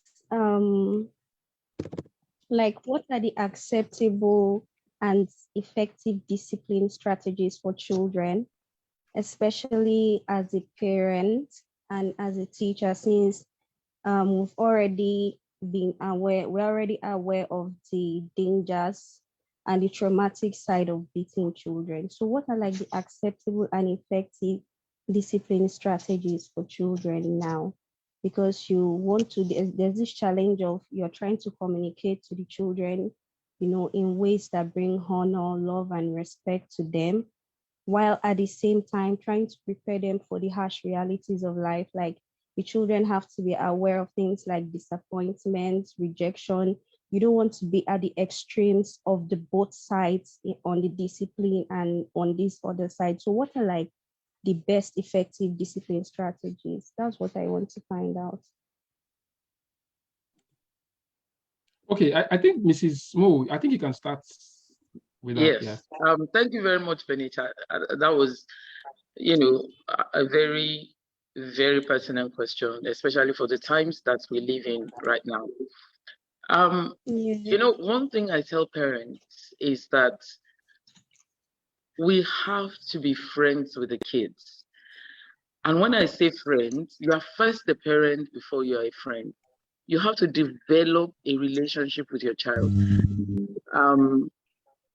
I tell young parents that, you know, this is the strategy of the pedophiles. They befriend our children. They become their confidants. And then they are able to do all these horrible things to these children without the children talking or thinking it's bad. And sometimes even when they know it's bad, they want that relationship so badly. Now flip it to a parent who means well for their child. When you have developed a relationship with your child, a relationship in which the child is confident, your child is able to come and speak with you, your child is able to hug you, your child is able to laugh with you. When you discipline the child, and I dare say, when you even use the rod, it doesn't come out as terrible to the child, because that's how children are made. When you develop a relationship with a child, every other thing falls in place. You discipline the child, and then the child wants to please you, because relationships are important to children. You know, that's the anchor of their lives. That's how they understand the world we live in. That's how they see the world. When people show them that they love them, when people hug them, when people sing with them, when people eat with them, when you tickle them, when you know, it makes it, that's all a child lives for. And that's how they understand the world that they live in. When a child is happy with you, when you discipline that child, the child is disciplined. Because fundamentally, the child knows that you love them. That's the truth. The child knows that you love them. And the child, as they grow older, they begin to reflect on that behavior that you do not like. And they change. So the most important thing is to leverage on relationship with children. When you have a good relationship with your child, and your child does something that needs discipline, and you discipline the child, it doesn't cause any havoc. It causes change. Because the child wants to change because of the relationship. The child wants to sustain that relationship. It's because of that relationship that they keep quiet, even when they are being molested, unfortunately. And that's why we say, on the other side, when you are confident with your parents and you encounter a pedophile, for instance, you are able to tell your parents, because the relationship you have with your parents is superior to any other one you can form outside. So the first thing we must do is develop a relationship, a love relationship with the children, and then discipline. Discipline, you don't have to beat a child. Discipline, the truth also is, when you withdraw that relationship, when you show that I'm unhappy with you, it hurts the child more than beating the child. Again, I refer us to the wrong relationship of a pedophile. When a pedophile withdraws a relationship they have with the child is hurt. And so the child does whatever they tell them. So why are we not doing that as parents? When you leverage on that relationship, when a child hurts you and you say, I'm hurting because you did this. I told you yesterday, and you still didn't do it, and you've hurt me. The child understands that. So it's in talking. Even when a child is still young, it's in talking. When you talk, so it's a two-way thing. The love must be constant for us to discipline effectively. And discipline can mean sit down and don't get up from there until I say so.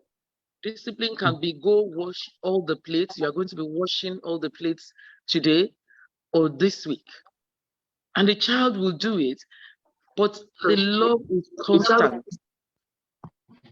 The love is constant, that the child knows that no matter what I do, mom or dad will continue to love me. But then I'm going to be disciplined for doing what's wrong.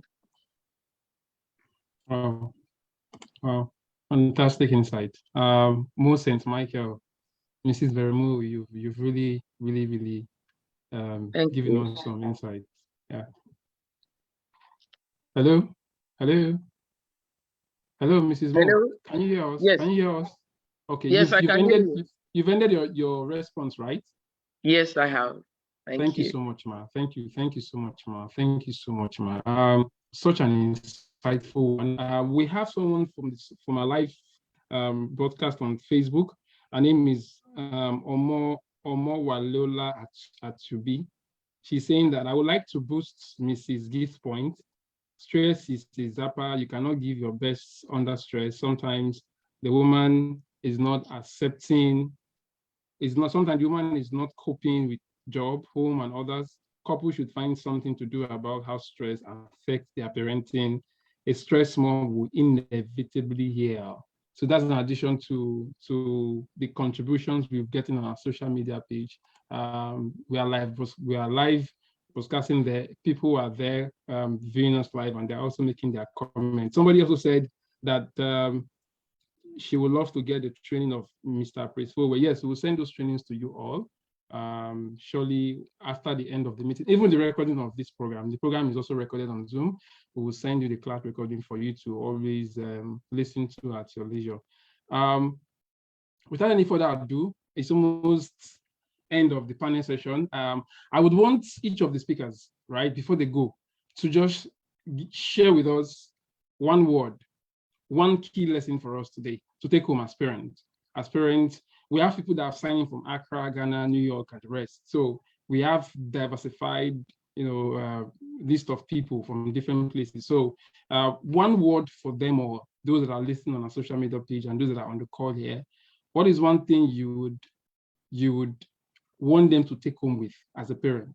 I'm going to start with Mr. Innocent Ohiri. Can you share us one word you want to leave with the parents before you sign out? Yeah. Just one advice or one wisdom tip. Do we have Mr. Innocent on the call? Okay, before he comes up, Mrs. Godfrey, do you have any one word for our parents who are listening both via social media and also via Zoom? Okay, all right.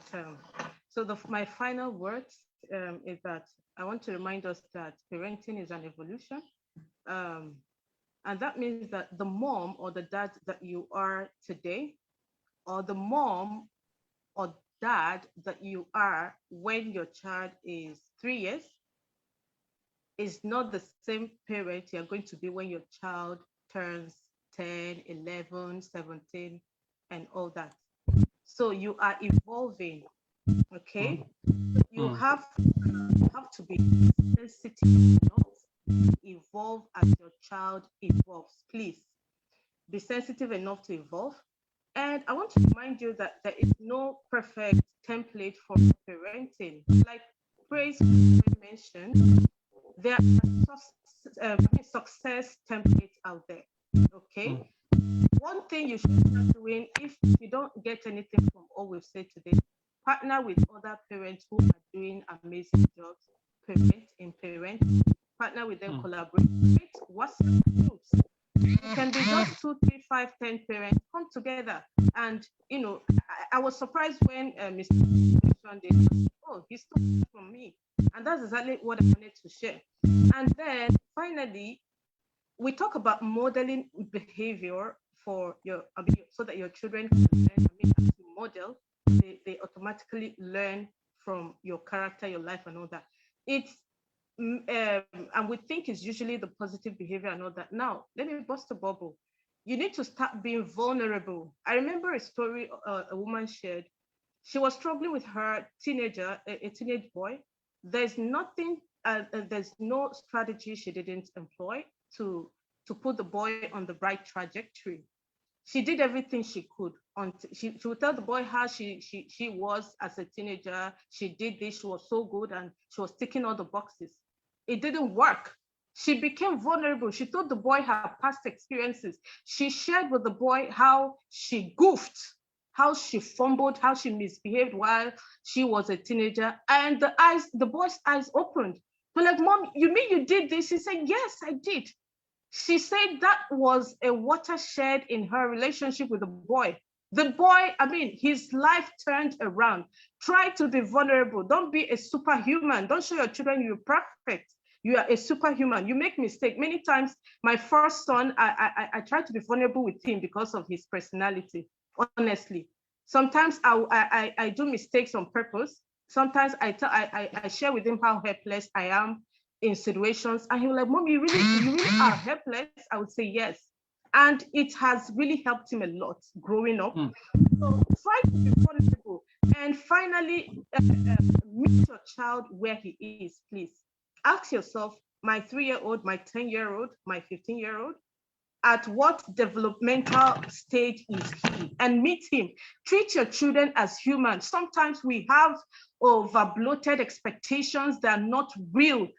Pocket, parents, I don't know how to say this, pocket your expectations, because most times they are warped. Most times they're unrealistic. Just what will work most times is you building values, live by principles, values, and systems. They work far better than expectations, because we have ruined many of our children with our unrealistic expectations, and these children are struggling because we don't want to find a common ground. We don't want to see them for who they are. They are human, they make mistakes, they goof and all that. Please pocket your expectations and meet with them where they are. I'm going to stop here because, like I said, I'm going to feel volume if I start talking. God bless you. Thank you, Mrs. Goffey. In fact, I don't know, this is the master class. This is the master class. I'm going to be sharing with you their contacts and the flyers. Please, my advice as teachers, as parents, do not neglect. These are people that they are still learning anyway. They don't have to be Miss Perfect or Mr. Perfect to talk to you, but they have got the right experiences, and so that for me is key, and that's why we're bringing them on board to come and speak to all of us. We will share with you some of the things we want to do with our speakers. It's not just about having a one-time event one Saturday or one Monday and then we just stop. We want to sustain some of this relationship. We want some of you people to form a network so that when you are having challenges like this, you can always reach out to these speakers to share. And like you said, we have to be vulnerable with our kids. We're tired of many people who are always forming Miss Perfect or Mr. Perfect or Mrs. Perfect, right? So I'm going to also, before I go to Mrs. Beremo, our one and only Mrs. Beremo, I want to give Chikwezi the platform to ask his question, our question. I don't know if you're a boy or a girl, I'm sorry for that, but can you ask your question? Your hands has been up for a while. I don't want to extend that further. Do you have any question? You want to mute your mic and ask your question before we go to Mrs. Beremo to share with us one last thing we should take home with as parents. Hello, Chikweze, your hand is up. Do you have any question? We're trying to make it an all-inclusive. Feel free. Do you have any question you want to share? Your hand is up. Okay, so while we wait for him, maybe he's having a network issue. Mr. Innocent is trying to log in, but I think the network is also affecting. So we'll move to Mrs. Beremo. So Mrs. Beremo, what is one last wisdom tip you want to share with our one and only parents? Our fantastic parents have been here for the past 2 hours, if I may say. What is the parting word for them, for you? Yeah. Yes. Thank you very much. Can everyone hear me? Yes, loud and clear, ma'am. We can hear you. Okay. Yes. I'm very big on relationships because relationships can be very manipulative, even for adults. You would understand that sometimes when we say people are in love and they do stupid things, we wonder, oh, how could he have done that? How could she sell all she has and give it to a man? How could he, do this for a woman? And I dare say, it's a relationship. Mm. It's the same thing with the children. We must develop solid love relationships with our children. I speak this from experience, and I live it as an experience. I have an only child, and our relationship is I can't even describe it because of the relationship that I experienced with my parents, especially with my father. So relationships make your children understand who you are. It makes them understand your expectations of them as children, and it gives them an expectation and an understanding of you as a parent. Your child can boldly say, my mom would not accept this. My dad would not accept this, because of the relationship you have with them, because they know you. So it's important. And it's not, again, one of the mistakes that we make is that we want to start a relationship when a child is already grown. No, you don't. That's the time where you hear, mommy, I'm busy. And then they are irritated. You are sitting down and you want to start talking. No, we had a family gathering about 2 Saturdays ago, and some of my nieces were saying, because they're grown now, they're graduates, and we're saying, bring us bando. And they're like, okay, first you guys were telling us we don't want to see boys, and suddenly you want to see the boys. And I'm telling my sisters, it's because you people haven't had that relationship with them. But really, relationships, not when a child is grown, from when your child is in the cradle, when you lift them up and you are talking nonsense language, when you have the time to sit down and joke with them, and children seek us out. So when your child wants to talk to you from 2 years old and what they're saying doesn't make sense, pay attention and talk back. Focus on developing a relationship. Most times when our children turn outside of us to develop relationships outside of home, relationships with their friends that control them, relationship with some adults that even control them, it's because we turned them down.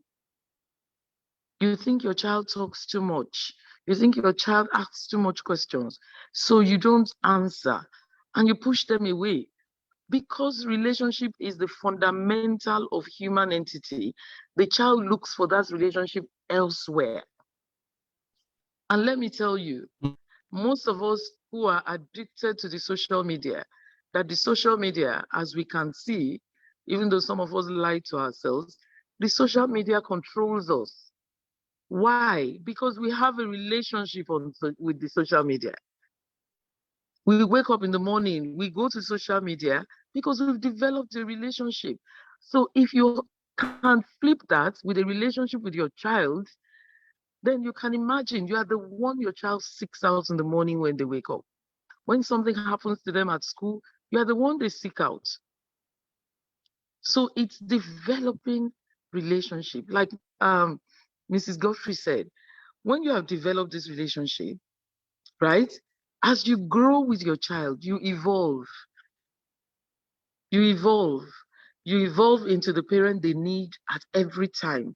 Because really, the kind of parent a 3-year-old needs is different from the kind of parent a 10-year-old needs. But once you have had that relationship, you're growing together. You begin to notice the change in your child. That's okay. You know that there's a time you bath your child, and then as they grow, no, I can't do this anymore. And then you evolve into another parent who respects boundaries. So as you grow, your relationship changes. But we must seek to develop relationships with these children. As I speak to some of the children, teenagers, honestly, these children have voids in their lives. There's some emptiness that they're seeking to feel. And it's only God and led by their parents that can fill this void. So we need to recognize that as parents. Please don't ignore your child's, no matter how, at whatever age, they seek you out, they want to talk to you, they're pulling at you. We know that life pulls us in different directions, absolutely. But when we prioritize these children, because they are the future that we are looking up to, when we prioritize them, we will have a saner, cleaner future. Thank you. Thank you, thank you, thank you, thank you. On this note, we want to give, I think somebody raised up his or her hand, but on this note, we want to clap our hands for all our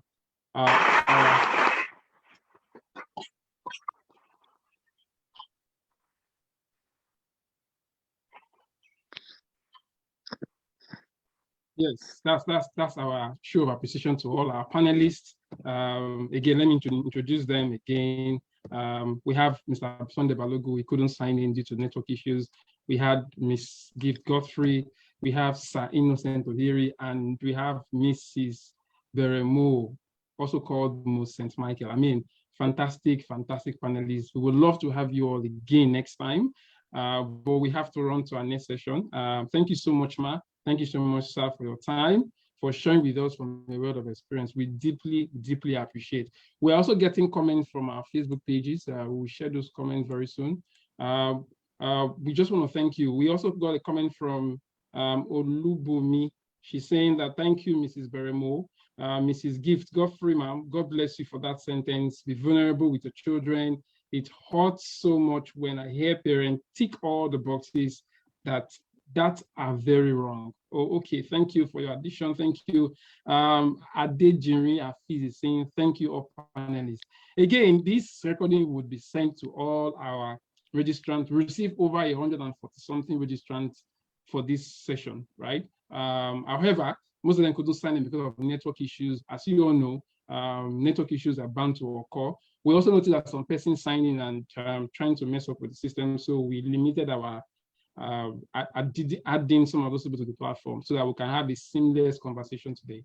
We're going to have a short break now. On that note, I want to say thank you to our panelists. We're moving to the next session, which is the teacher session, the educator session. I know many people here are teachers. They cannot wait for that session. You'll be listening to one of Nigerian foremost, most resourceful teacher, right? She has taught before.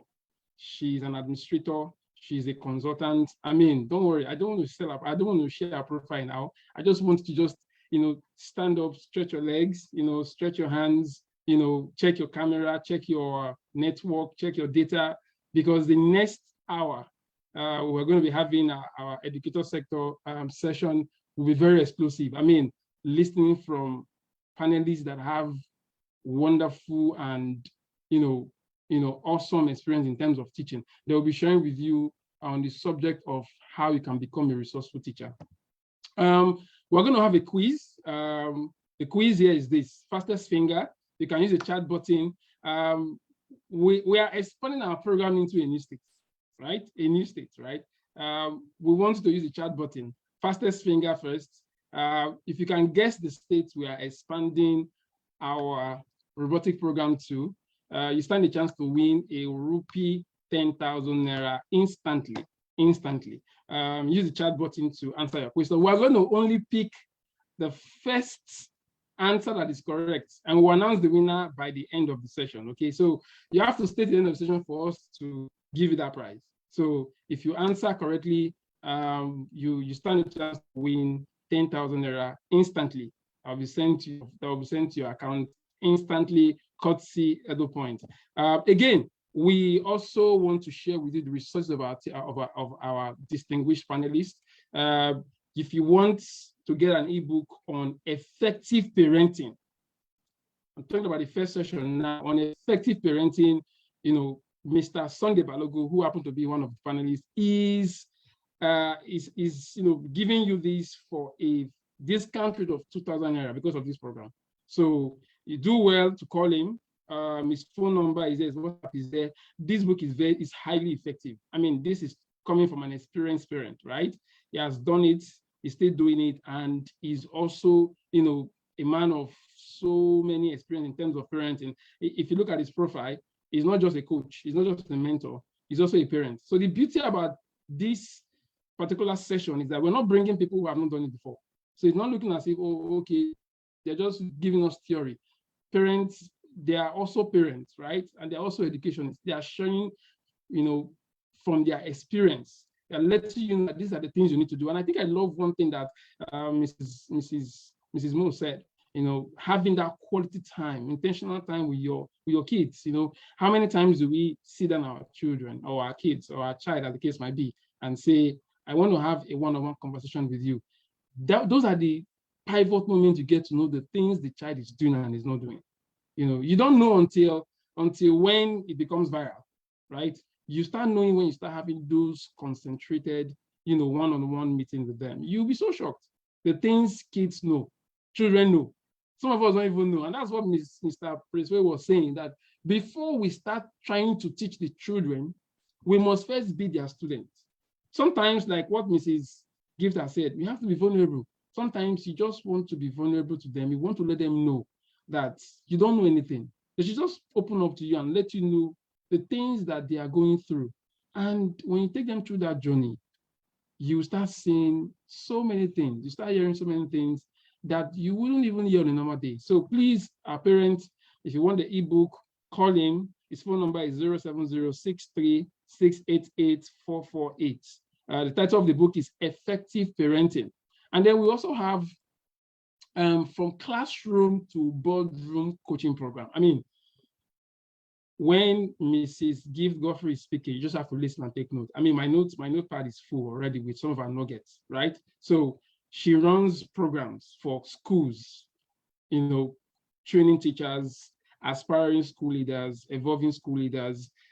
She'll be also hosting another session of this. This program has ended, but it occurs in court by court. So when there's a new release of a program, she will let us know. But the most important thing there for me is her phone number and an email. You can reach her on leadhandeducation@gmail.com, or you can call her on 081-531-94799. What we noticed from our registrants, you know, from our 140 something registrant, was that most of them are even school owners.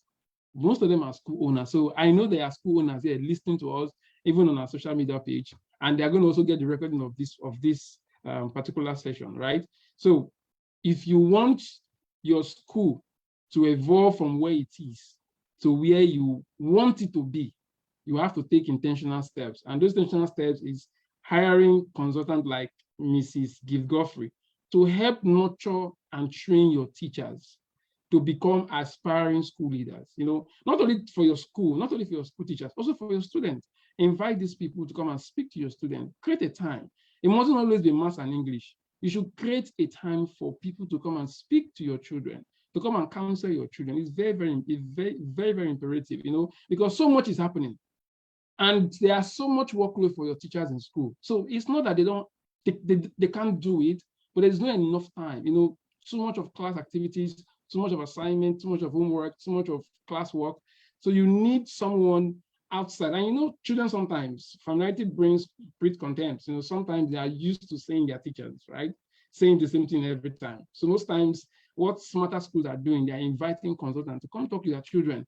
When they hear from a different perspective, from a different person, they tend to take it more serious. A research was carried out by a particular university, and they realized that their exchange program is even more effective than their in-house program.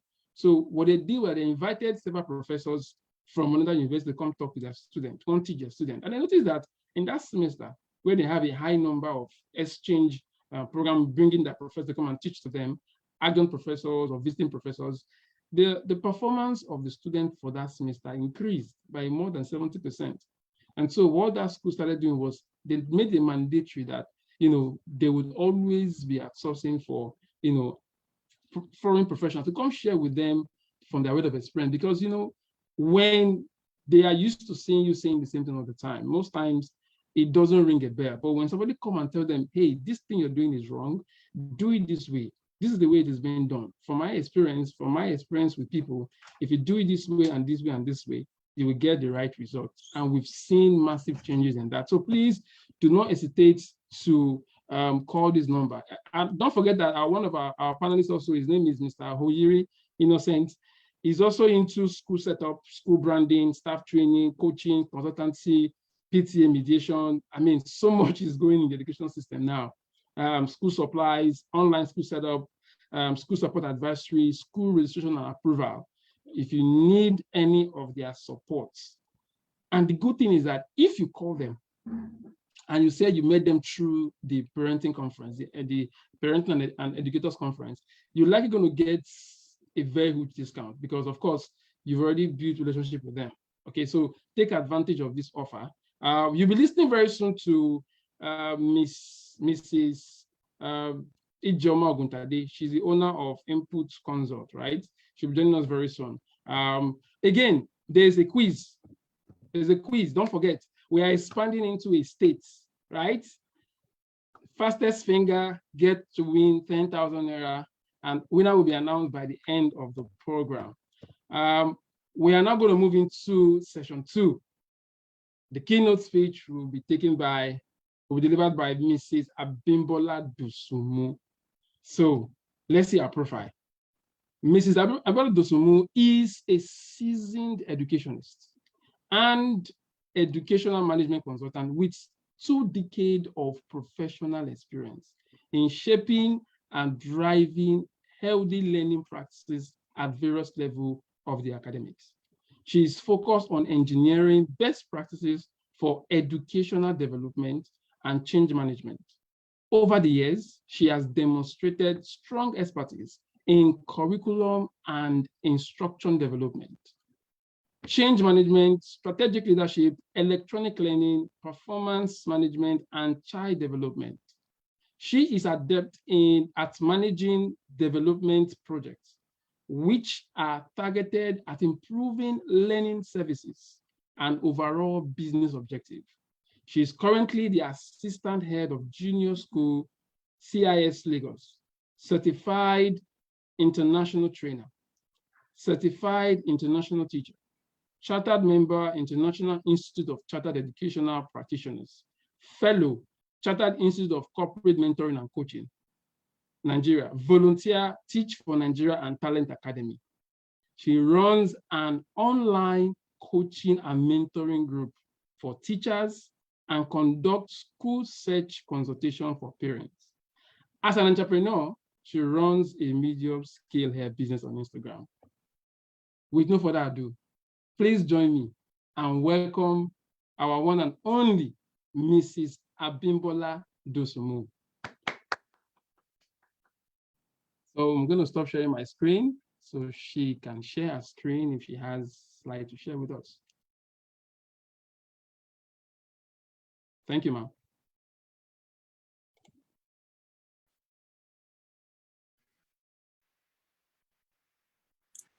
Okay, good afternoon, everyone. I'm very delighted to be here with you this afternoon. And I must wish all our educators, hardworking teachers all around the world, happy Workers' Day. You really deserve today as a day of rest and as a day to just put your feet up and just relax. Thank you for everything that you do. Thank you for your services, your friend. Thank you so much. Oh, thank you, EduPoint, for this opportunity as well. It's an honor and privilege to be here. So,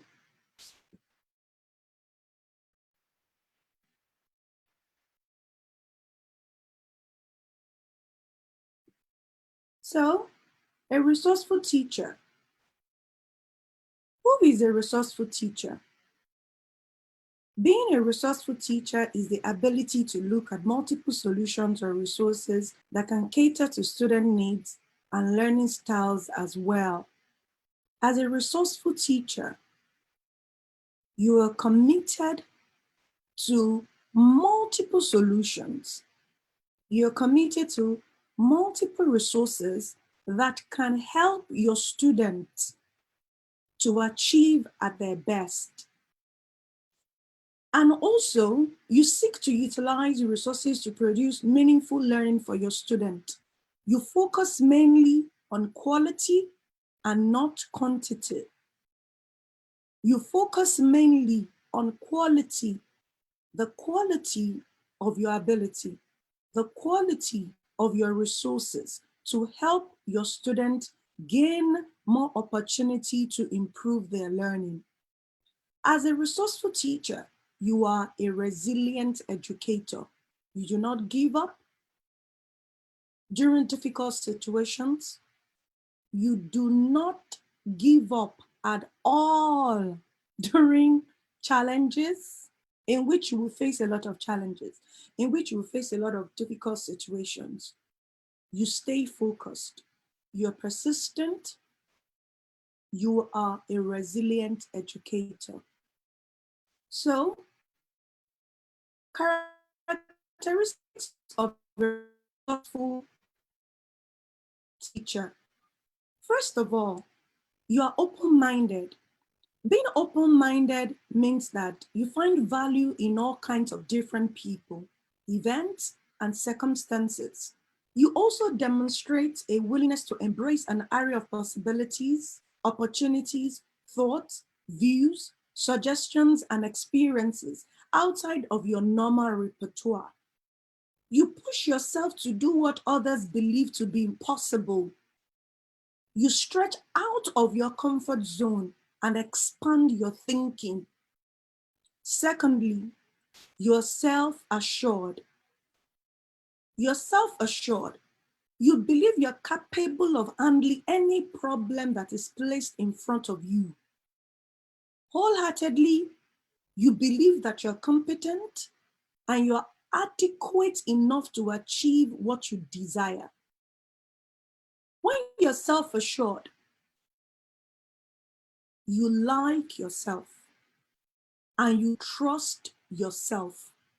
You know your value, you appreciate your talent, your work ethic, and your ability to consistently follow through on your every word, deed, and action.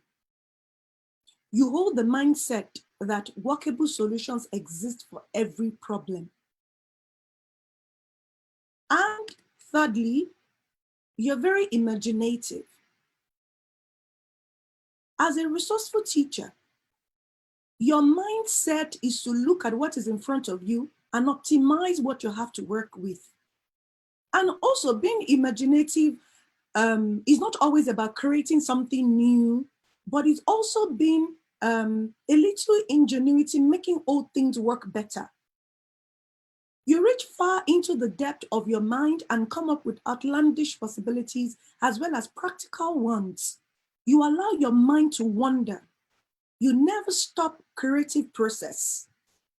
You talk yourself, you may also talk yourself out of great idea, but creative thoughts quickly come from the ideas that you already put together from one idea to another. And fourthly, you're proactive. You believe that there's nothing like procrastination. As a resourceful teacher, you do not wait. You just move out there and create your own resources. You get out there and create your own network. When you're resourceful, you do not allow outside circumstances determine when and how you take action, or you will always settle for less. No, you don't settle for less. You avoid being a passive observer. You just get into the game. You are an active participant that is deeply involved. You take initiative to be part of creating and finding solutions. You engage with and influence the people, events, and circumstances and knowledge which come your way. You are actively engaged in your job. The next point, which is the fifth one, is persistent. As a resourceful teacher, you do not give up. You never give up. You never stop believing in yourself.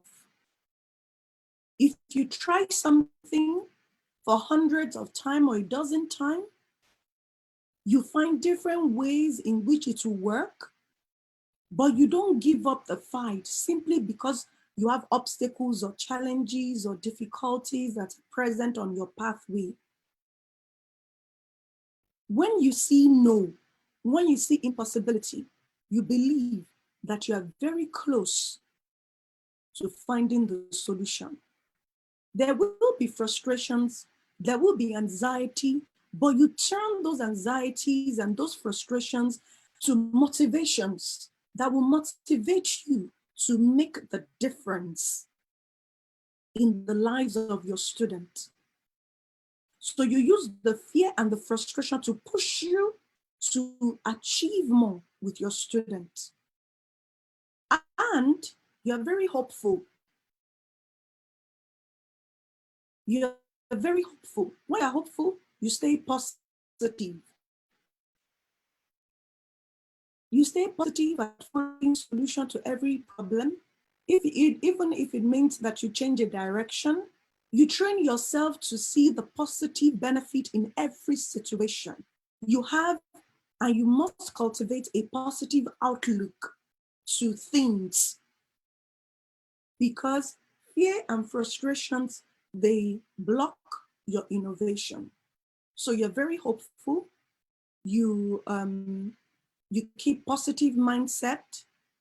You become a learner. You're constantly improving yourself.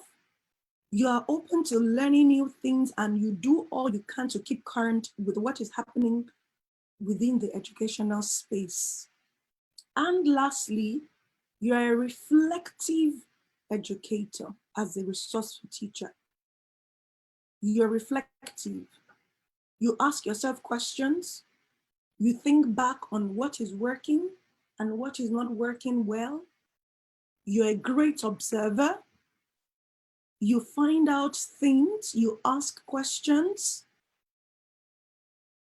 So, with all of this, being open-minded, being self-assured, being imaginative, being proactive, being persistent and resilient, being hopeful and reflective, those are things that you show that you are a resourceful teacher. And tips. These are short tips that would help you with being a resourceful teacher.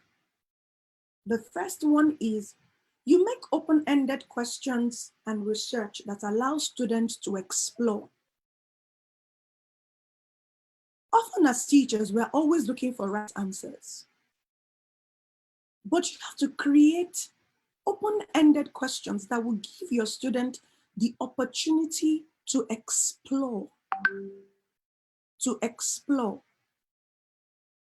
It is important that you make open-ended questions and research that allow your student to explore, to find out by themselves, not you always providing answers or providing solutions, but you create opportunities, you create time, you create resources for your student to be able to find meaningful solutions and answers to questions.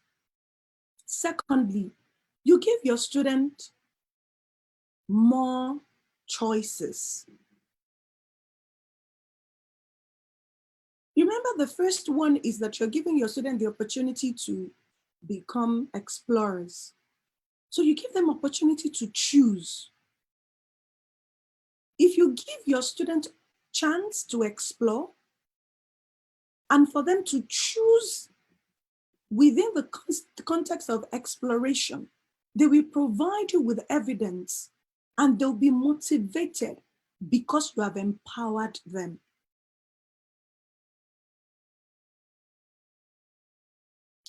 Number 3, you make resourcefulness part of your class culture. You make resourcefulness part of your class culture. This particular tip is about being intentional, creating intentional learning environment. This means that you don't have all the answers, but you create opportunities within the classroom intentionally so that your students are empowered to find answers by themselves. Sometimes we as teachers, we always want to stand as the great knowledge body. But there's nothing wrong in if a child asks you a very good question and then you say that, that's a great question, but I'm not sure about the answer. How about we all research up about it and then we discuss what it is that everybody has found out. Sometimes even if when you know the answer, you still create that opportunity for the student to go forth and research, find out about the question or the topic of discussion, and then you come back as a large community to come and discuss it, to embed their learning, to empower them. And then lastly, you build on opportunities to create and build online resources. All of us know about Google Classroom right now. Provide opportunities in which you create different folders for different online resources. You know, after the COVID-19 hit, we all went online and there are billions, millions of online resources and videos, different kind of learnings, opportunities that are out there right now. Why don't you streamline it for your student? Either based on topics or based on subjects, you provide them with lots and loads of resources so that your children can go back and forth on events and finding solutions. So those are points and characteristics of being a resourceful teacher. At this point in time, I hope you have learned one or two things, and I'd like to ask if you have questions, and I can answer them. Thank you for your time.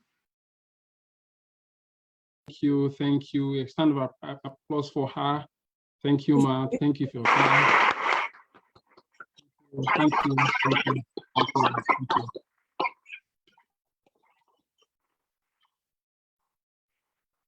Thank you. Thank you, Mrs. Abimbola Dosumu. You're welcome. Thank you so much for sharing with us on the topic, the resourceful teacher. For some people who don't know, Mrs. Dosumu was our keynote speaker for our end of the year teachers conference, 31st of December 2021, and it was very insightful. Let me just share some testimonies with you. We've got a couple of our teachers that have decided to enroll for their PGD, just like you advised them. You know, I knew a lady that asked you, you know, how can she become a better teacher? And one of the things you told her was, you know, yes, you might have a gift as a teacher, but it's good that you also you're also qualified, you know, in terms of your profession. We also got some nice feedback. As some teachers last year are sharing some personal experience they've encountered with parents, either for home lessons or based on their own school teaching. So I think for us it is a wonderful one. Thank you so much, Ma, for your time. You are right on time, 2:25.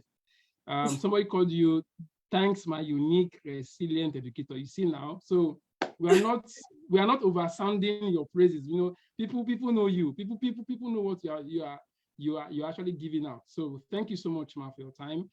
Before we go into the Q&A session, I really want to also thank all the panelists of the previous sessions. Let me quickly read the chat button. Thank you all the panelists. Somebody say he's blessed, Mr. Ibimedu Victor. Most St. Michael say thank you so much for the opportunity to be here. Thank you, Ma. Okay, and then we have the answers to the question. Okay, we'll come back to that. To Mrs. Amibara Dosunmu, I want to ask a very quick question, and this is just basically just sounding from someone that has been in the system for quite a while. One of my questions would be, in this era of technology, right? Things are changing, right? How do we become more resourceful, given to the limited resources we have as teachers? In some other schools, in some countries, right, access to data is free. They are cheaper or even free access to teaching materials, classroom materials. But here in Nigeria, everything is expensive, right? So as someone that has been in the system, that's currently in the system, how do I utilize the resources I have, despite the challenges that I face? So you can just throw more light on that. I would really appreciate it, ma'am. Thank you, ma'am. Okay, with that, I would say that you have to become a collaborator. If you know other schools or other teachers who have more resources than you have, and you know exactly what they have and you need it, become a collaborator with them. So you ask about what do you have and what do I have in exchange. So collaborate with such educators or such teachers or such schools, if it's a whole body, and then you collaborate. When you collaborate, you leverage on each other's strength. That's Fantastic. one way, and I think that's one of the best ways right now. Fantastic. Because if things are very expensive here in Nigeria and there are other schools or other opportunities, even outside the country, you can collaborate. And then you get to share resources and ideas on online. Fantastic. I don't know, the floor is open before we start the panel session, because Mrs. Samuela might join the panel session at her will. I don't know if she will. Ma, are you going to join the panel session? I'll try. Okay, thank you so much. I mean, really appreciate you. So I don't know, before the panel session, I feel there are educationists here or there are educators here that have questions that they want to ask. This is the best time to ask a question. Somebody's asking the question, Winifred Okeke. Good afternoon, ma. Thank you so much for your teaching. How do I work on areas in which I am not resourceful? That's a good one. Okay. How do you work on areas where you're not resourceful? The first thing is you have to first of all identify such areas. So you have to first know which area is it that you're not resourceful in. When you identify such areas, again, you find other people who are resourceful in those areas and collaborate with them to mentor you, to coach you, to be like a network community for you. And then they will hold your hand and then be able to help you gradually to become more resourceful in those areas. Fantastic. Someone is asking on social media. So what's your best advice you have been given about teaching? What's the best advice you can give anyone on teaching? There are teachers here. Somebody on social media on live Facebook is asking, what is the best advice you can give to me as a teacher? What's the best advice I can give you as a teacher? I would say that, first of all, have a vision, have a personal vision of what you want as a teacher. Have a personal vision of what you want. What is it that you want? How is it that you want what you want? When do you want what you want? So if you have a vision, you set your marks and then you plan towards it. I would always encourage also that you have somebody who has walked the path of where you want to walk and get the person as a mentor or as a coach to help you. Because I believe very strongly that if somebody else has walked the path that you want to walk, you can ride on the person's back to get faster to where you need to get to. And that is really critical in this age and in this time. Fantastic.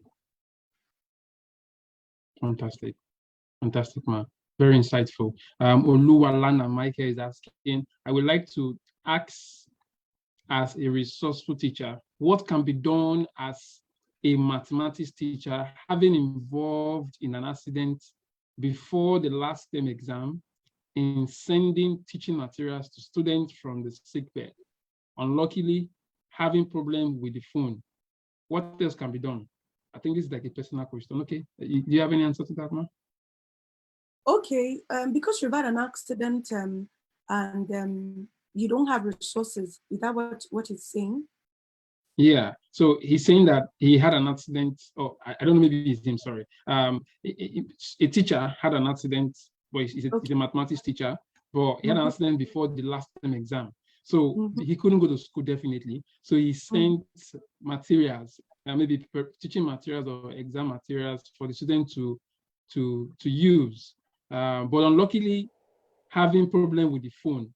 So I don't know, I can't get clearly if he's saying that, is it that he does not have a phone to send those materials, or the students are not allowed to use phone? So Michael, I don't know if you're on the call. Can you unmute yourself if you're on the call and clarify with us so that we don't assume? Are you saying the kids doesn't have a phone, or the teacher does not have a phone to send to the students? What else can be done? So I think at that point we are a bit confused. If you can clarify with us, if you can pour clarity on that, we will appreciate. Hello, Michael. Can you unmute your phone and talk? The teacher phone is malfunctioning. So he has responded that the teacher phone is malfunctioning. So in this context, the teacher is unable to send materials to the student because the phone is malfunctioning.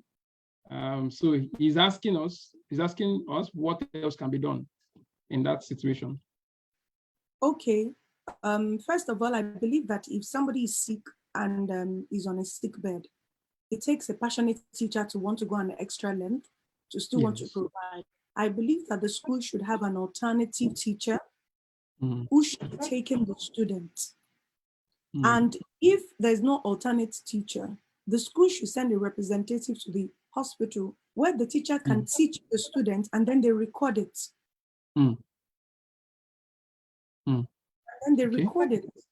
But for me, I believe that if the teacher is trying all his best or her best and then is still not working, the school should provide an alternative teacher. And if they're not able to provide an alternative teacher, they can provide an alternative recording opportunities for the teacher that is on the sick bed.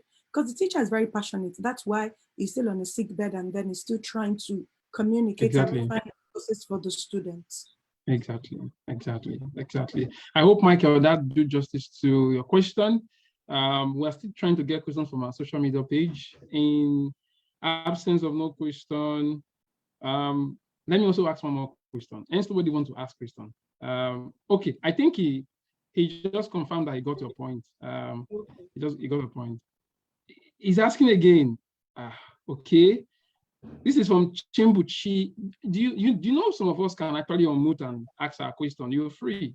You know, it's a democratized system. Chimbuchi is asking, I have a question too. I have a learner who is about 8. I observed that she always used her phone and had internet access late into the night.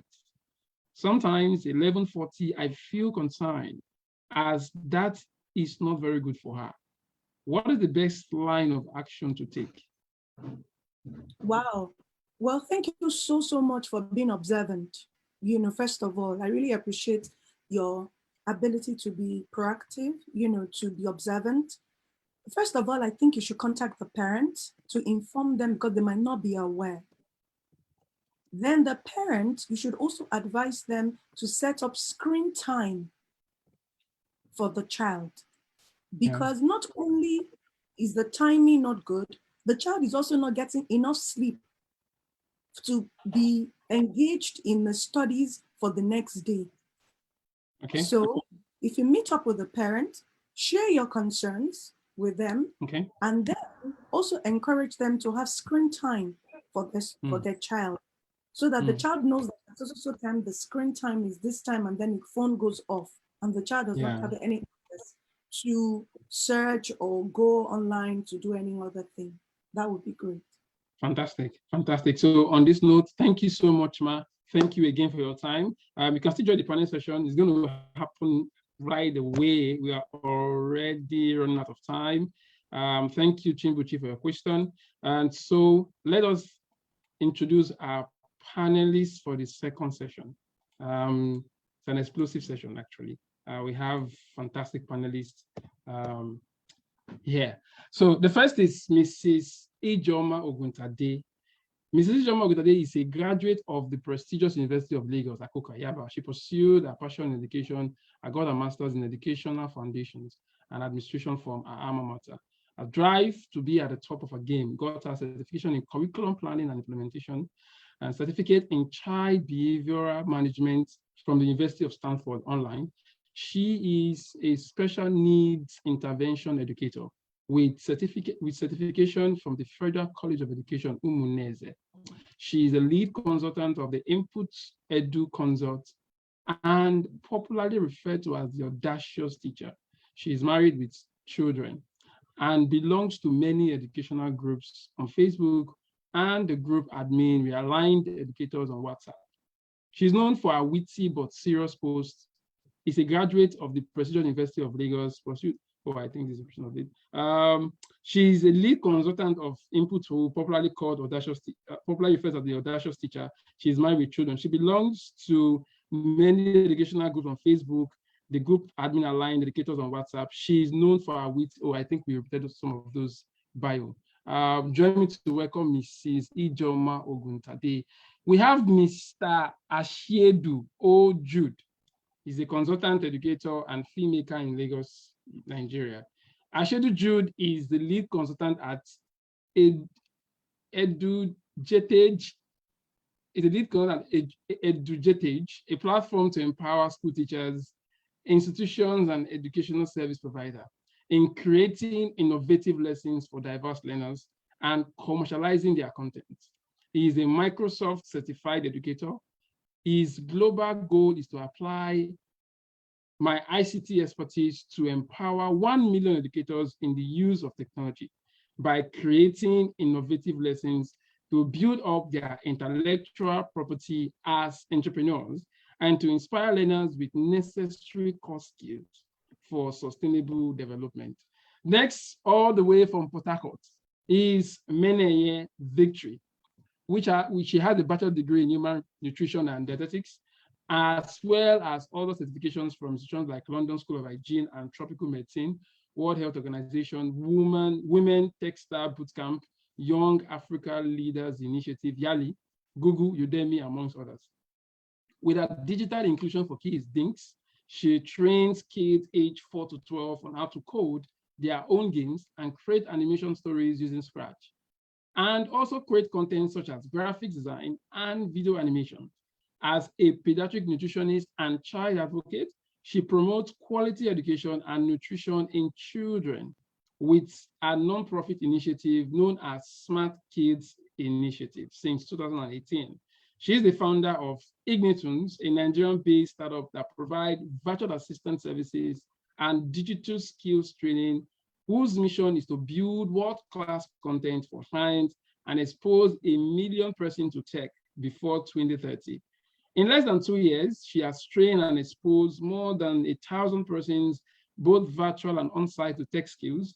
In her spare time, she volunteers and has been privileged to work with organizations like Young African Leaders Initiative in Rivers Hub, Fair Care Foundation, Havila and Hughes, world largest lesson, Vast Integrated Limited, Hives of Codes, Nutrition Life, Natin, JCI, Evergreen Foundation. Please make welcome Miss Meneye Victory, all the way from Port Harcourt. And last but not the least is Mr. Akin Benjamin. He is the CEO, 3Dimension EDBs and Associates. Mr. Akin Benjamin is a proud and passionate teacher inspirational speaker, youth mentor, alternative discipline coach, and an education consultant in Lagos, Nigeria. He helps schools achieve quality improvement in teaching and learning, guides them to attain internal quality assurance and all-around growth. Mr. Aki Benjamin also helps schools and parents to develop positive parenting and alternative discipline strategies. He spoke on alternative discipline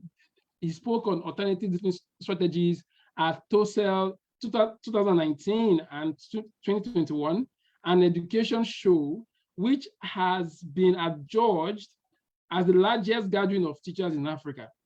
He was a guest debater on the big issue, program broadcast nationwide on television continental Lagos. The debate was on whether corporal punishment should be continued in school or not. He is the convener and executive director of the advocacy group, the Supportive Discipline for Dignity Initiative. He is involved in training and mentorship of public primary school teachers and health teachers in Lagos State. BAF-led continued in service training. He is one of the few facilitators involved in training new recruited graduate teachers in Lagos State from 2020 to the current set in 2022. One of his recent training was the Continuous Professional Development Program for the senior members of staffs of Lagos TESCOM. He has facilitated trainings and workshops for many private schools in Abuja, Lagos, and Ogun State. He is very much in demand as an education consultant in Nigeria. Please let me welcome our wonderful panelists. So I'm going to start with this. I'm going to share a question. I'm going to ask a question. I'm going to start with Mr. Akim Benjamin. I so much love your profile. When I was in your profile, I was like, wow, wow, wow. Nigeria has so much. We have so much, but we are not maximizing the resources that we have.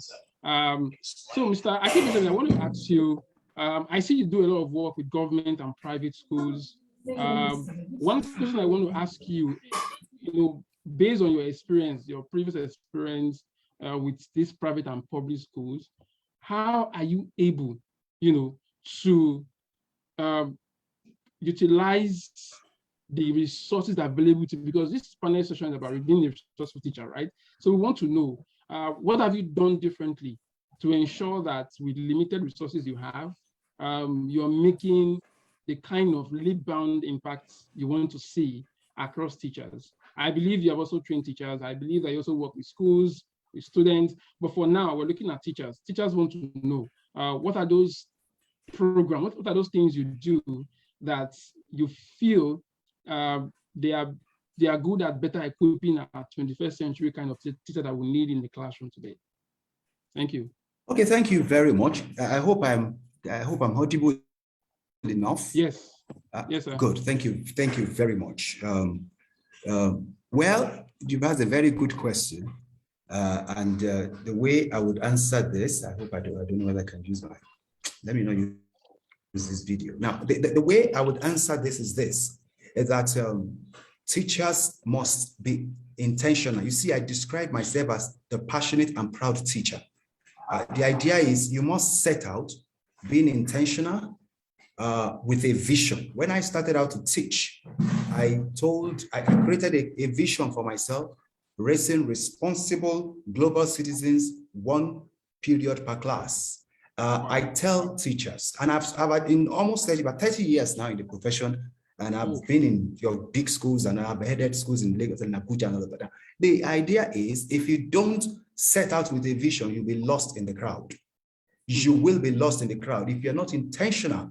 Our job is we're more about the outcome that we see in the lives of children than the income that we receive. If you're just key on the income, which is good, but you cannot just be key and focused on the income, you must be focused more on the outcome. I am glad I have raised responsible global citizens in the last 3 decades, and they are all over the world, standing tall in their careers. So that's one, create a vision, like the last speaker said also. then be intentional. If you're not called for this profession, it's better you leave. You see, this profession is not like selling commodities. If you're not called for it, leave. And then take advantage of trainings. You cannot outsource the responsibility of improving yourself to another person. You cannot outsource that. The seeking to improve yourself must be your personal responsibility. We are lifelong learners. When a teacher stops learning, he has lost his right to teach, and he begins to vegetate. You become a dinosaur. Do you understand? So the idea is to keep, I remember there was a particular time, a particular long holiday, and I make budgets for personal development, CPDs. I've always set apart money for personal development. Yeah, people think it's not free. Of course, there are free resources, which is great, and I take advantage of them, but I also pay to get trained, and I'm still getting trained. 30 years into the profession, I'm still seeking knowledge. The day you are wise, the day you think you are wise, that's the day you should pack up and go. Yes, that's the truth, because what we were taught in school is not what we need to give this generation. Sorry. What the knowledge we received is not exactly that which this new generation need. We are teaching digital natives, and we must teach them in readiness for the future. So you must also keep improving yourself. That is the thing. But you see, I see teachers these days saying, I earn 20,000. Well, how do I begin to self-improve? Where is the money for self-improvement? And I laugh, because I was earning 2K when I started out, and in the city where I started teaching, landlords would say, rooms to let, teachers not wanted. But we were there teaching, and despite that, we were seeking to be better. We were seeking improvement. And there are free resources everywhere. You go online and get better. You relate with teachers who are better than you, and get better. If you don't learn and become more, you cannot, earn more. I tell teachers, learn more, become more, add more value where you are, and then you can begin to earn more. If they will not pay you more where you are, others will see you. I have taught in some of your big schools, and there are schools where I never applied to, and they poached me, and I also left ethically from wherever I taught. That's another thing. So the idea is this, that we must be intentional about self-improvement. We must also be intentional about our vision for what we want to achieve. Otherwise, when the good book says, without a vision, people perish. You will help away. You just help away. You'll be lost in the crowd. But when you have a vision, it will make you stand out. A vision that you are pursuing, that is all consuming. I am passionate about teaching and education. One of the reasons why I've stayed in Nigeria, because I believe that we can rebuild Nigeria from the classrooms. I am being the change that I want to see Nigeria where I am. You see, you cannot change the whole of Nigeria. My map of Nigeria is different. It is where I can reach. And so that's what I do. And so I guess doing that and consistently doing it brought me to, maybe some people noticed, and then some people, come, let us begin to train on that. And we do. And so that's how, and well, now I have left the regular classroom teaching after I headed schools and all of that. I've been in management, and then I'm fully into consulting, and I was intentional. I knew I was going to move into consulting. So while I was in the classroom as head of school, I was already preparing for that. So you have to be intentional. You have to live intentionally. You have to create the future you want to go. You cannot let the life happen to you. You understand what I'm saying? So, teachers cannot just resign to fate and say, hey, I'm earning 20K, there is nothing I can do. It's a joke. It means you will remain in that salary band for life. If you will not do anything to move out of your comfort zone, to improve yourself, then you will remain there. And that is it. So I don't know whether I've said anything that is useful. You've actually touched so many questions I want to ask already, but you actually answered them. But I got keywords from you. You have to improve yourself, continuous personal development. It's very key. We even advise our teachers also, go out to improve yourself. We are now in the 21st century where we are looking at the best modern teaching practices is being deployed. So fantastic work from you. And I like the fact that you said you've been in STEM for 30 years. Some of us are not even born by then. So thank you, sir, for that insight. In fact, I was not born then. So I have Okay, to be very don't frank make with me look you. so old. Don't make me look so old. No. I have to be very sincere. I was not born then. So when people like you are speaking, it is imperative that we take notes because there's so much in store for you. Unfortunately, the panel session does not give us enough time to express ourselves. So we would also advise listeners, teachers that are listening to him, to share his contact shortly. You have to, contact him if you are a teacher and you are struggling with teaching. Sometimes, teaching could be, it could be a challenge, but if you understand that it is a passion before the profession, it might be easier for you, because the truth is, at the end of the day, there are people who found teaching as passion, and you can tell a passionate teacher from somebody who just is seen as a profession. You can tell. It has to be the passion before the profession.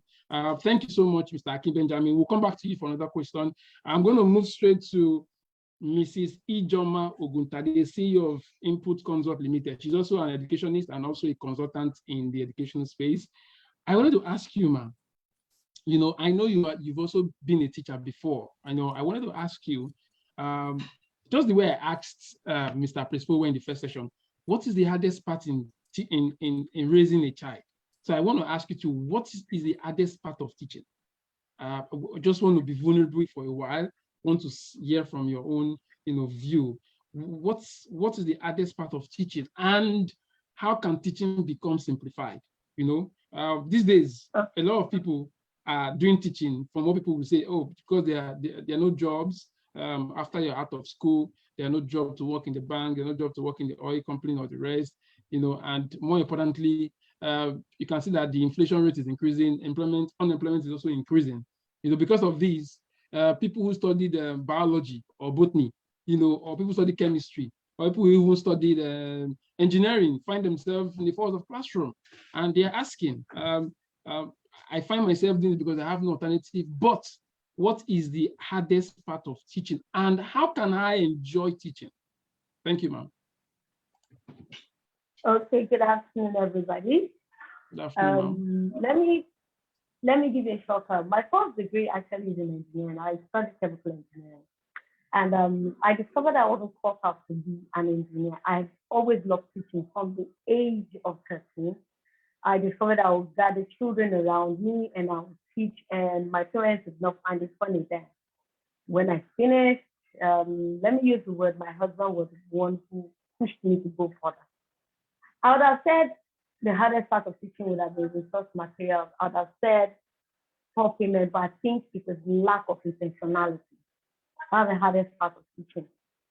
Like Coach Akin Benjamin rightly said, it's about being intentional. He's one of my coaches. It's about being intentional. It's about being passionate. It's about loving what you do. Right now, we have a lot of occupational teachers and passionate teachers. We have them flooding the market.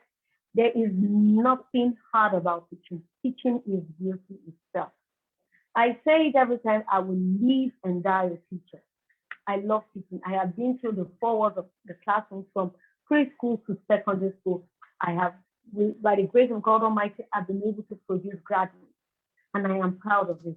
There is nothing hard about teaching. There is nothing hard about teaching. The only hard part that is the intentional part. Are you ready to go further? Wow. Most people are not ready to go further. Okay. If I could decide, I decided and I made up my mind that it wasn't that I didn't get offers to work, but I wasn't finding, let me say, I wasn't clicking, it wasn't resonating with me. But whenever I teach, I find myself fulfilled. I kept learning. Like Coach Akin said earlier on, a lot of people free trainings, but there's one thing. How many people take out time to invest in themselves? That is where the intentionality comes in. I have been to some of his trainings, Dr. Benjamin. I have learned on child discipline without using the cane. I've learned so many things. I have some of my coaches on this platform that I respect. And I discovered, okay, fine. There is really nothing hard. It can be done beautifully without stress. Every classroom, all you need to do is create activity-based learning methods for your children to learn, for your learners to grasp. One of my philosophy as a teacher is leaving no child behind. Every child must learn. Every child must learn. We have different learning personalities. Now, it's not learning personalities. And I tell teachers, and when I train them, that the same learning personalities these children have, you have it. And I tell them, go out, browse on more topics, and find out where a child will give you an attitude. One of the things I do during my training is I have a personality assessment test in which I run. And sometimes it can be very, very, very disheartening because it helps me know which teacher is on board and ready to teach or who is ready to get forward and to become better. And there are three major questions there. The first one is, how do you deal with a reluctant learner? How do you get parents to work with you because of the kind of parents you have to be? Then how do you deal with children who feel they know more than you? These are questions that make teachers sweat. But it takes a teacher who is intentional to find a way on how to manage such learners. There is no difficulty in learning. Learning itself is beautiful. Okay. Thank you. Thank you for that contribution. Keyword that I got from there is being intentional. I mean, from the parenting session, it has always been about being intentional. So one keyword that I take home with me today is I have to be an intentional educator. With that, I don't necessarily see problems. I see opportunities in the educational space. So I'll quickly move to Mr. Jude Asiedu, one of Nigerian most sought after coach.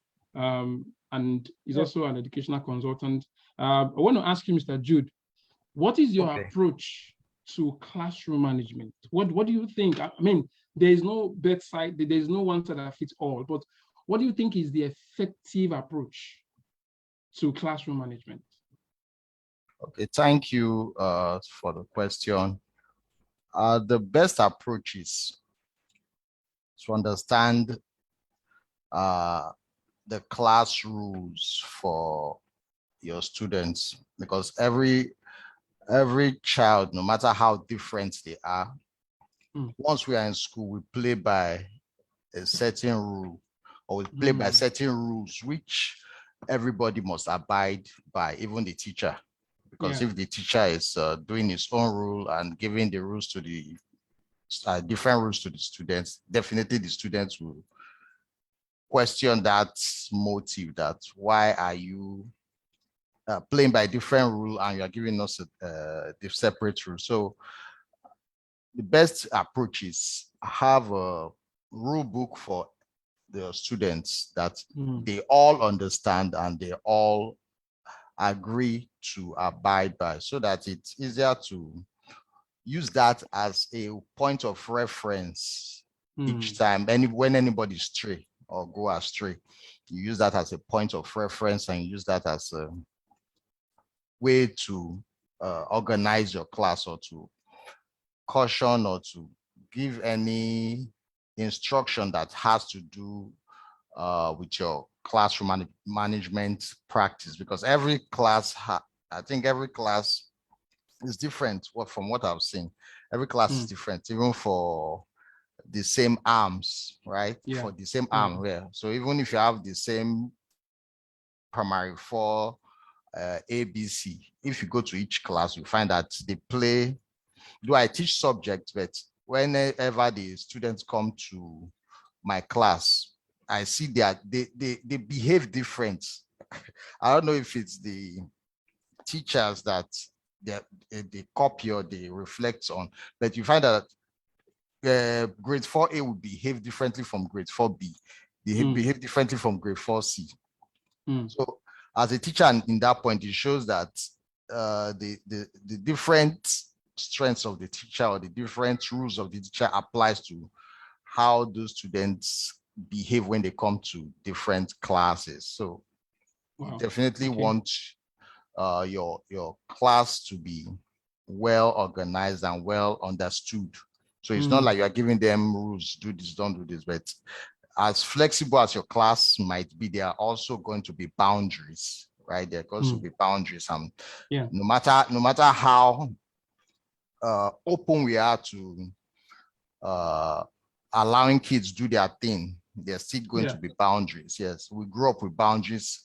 We live by boundaries, and we actually do well with boundaries, because if you give room for exploration without control, definitely it's going to go out of hand. So there should be boundaries, and everybody should know the boundaries in class. And definitely it makes it easier to manage your class, because everybody's working within that boundaries, even while they are trying to explore other aspects that has to do with their benefits. There still also has to be boundaries within your classroom to manage it properly. Wow. Thank you. Wow. Thank you. Fantastic insight. And then last but not the least, we'll move to Miss Victory Mene from all the way from Port Harcourt. Miss Victory, I noticed that you are into tech, the technical part of education. You're trying to see how you raise not just boys but girls in tech, through programming, coding, and robotics, right? So I just want to ask, how are you able to blend this learning, knowing for sure that we have limitations in terms of how we can scale the technical education. So what are you doing differently with schools or with organizations to see that you are making technology learning or access to technical training accessible and affordable for not only for those who can afford it, but for those who cannot even afford or cannot pay for it? Okay, thank you very much, Oscar. I would like to say that like we all know, the world is heading towards tech. I mean, the future is technology, and the future is now. And the way we do things like decades ago is quite different from how it is now. And it's even going to change more in the future. And so exposing kids to tech is really is a significant part of learning, you ask me, because if we parents understanding the significance, the importance, first of all, is education, educating the parents or teachers or even the people that are in charge of these children. Okay, this is why they need to be exposed to tech. One, if they see it as very important, then there will be a way. Even if the kids are not necessarily they don't necessarily have these devices, okay? They can leverage on maybe centers around. There are hubs, okay? There are hubs around that you can send these children to.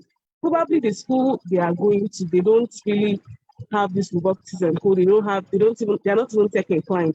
But there's always a way where you can, reach out, leverage on institutes, maybe organizations or training centers where they offer these trainings and send them there to learn. And also, even now, we have even private teachings, private tutorials. So a teacher or a guardian who is interested in tech, that knows the importance and seeing the future, that this is very, very important, who want to expose the child to tech, who find the means, even if it's private tutorials. Exactly. Yes, would want to subscribe to that. I don't know if I answered the question or I'm debating. Well on point. I'm going to switch now to our keynote speaker that spoke on being a resourceful teacher. Ma'am, if you're on the call, I wanted to ask, how do teachers, as someone as an administrator that manages teachers in classroom, how do you manage burnouts among your teachers? How do you assist them to manage burnouts? Because teaching can be overwhelming sometimes, especially when it's close to exams, right? They have a lot to mark, they have a lot of things to do, they have a lot of activities in the school. And they want to be on top of their game. They want to, become that efficient or what classes that the school want them to be. But sometimes some of them might come to you and say, I don't think I'm really getting, the joy of this teaching. How do you help them to manage burnout as an administrator? Okay, thank you very much for the question. Burnout, everybody burns out on their job. That's the truth. It's not only teachers. So Okay. first of all, it's about taking care of oneself. Hmm. So we advocate for staff well-being a lot. Hmm. The care for yourself, because you cannot give what you don't have. Hmm. So caring for yourself first, before you can even care for the student in your charge. Hmm. So we encourage them to care for themselves. We also encourage a time together with the staff, Hmm. a time together so that they can relax Hmm. and then share thoughts and ideas together. Hmm. And also, we also encourage teachers to take time off. So during their timetables, they have non-contact time. So we encourage them to use their non-contact time effectively in order for them to be able to manage the student that they're in charge of and their workload. So the other opportunities that we've also provided for them. So issues that that might easily get them worked up, we Okay. allow them to take it to their line managers. And if the line manager is not able to handle it, we take it to the next line manager, you know, like that. So it's manageable so that they're not overly stressed. Okay, thank you so much.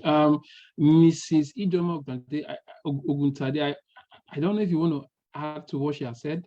You're free to share your point now. Concerning the burnout part, the truth is nobody has a monopoly of knowledge, but there is one thing I have learned from one of my coaches is delegation. When you delegate duties, and that is one of the things we do, we learn to understand people's competency, where their strength lies. So we delegate duties and place everybody in charge.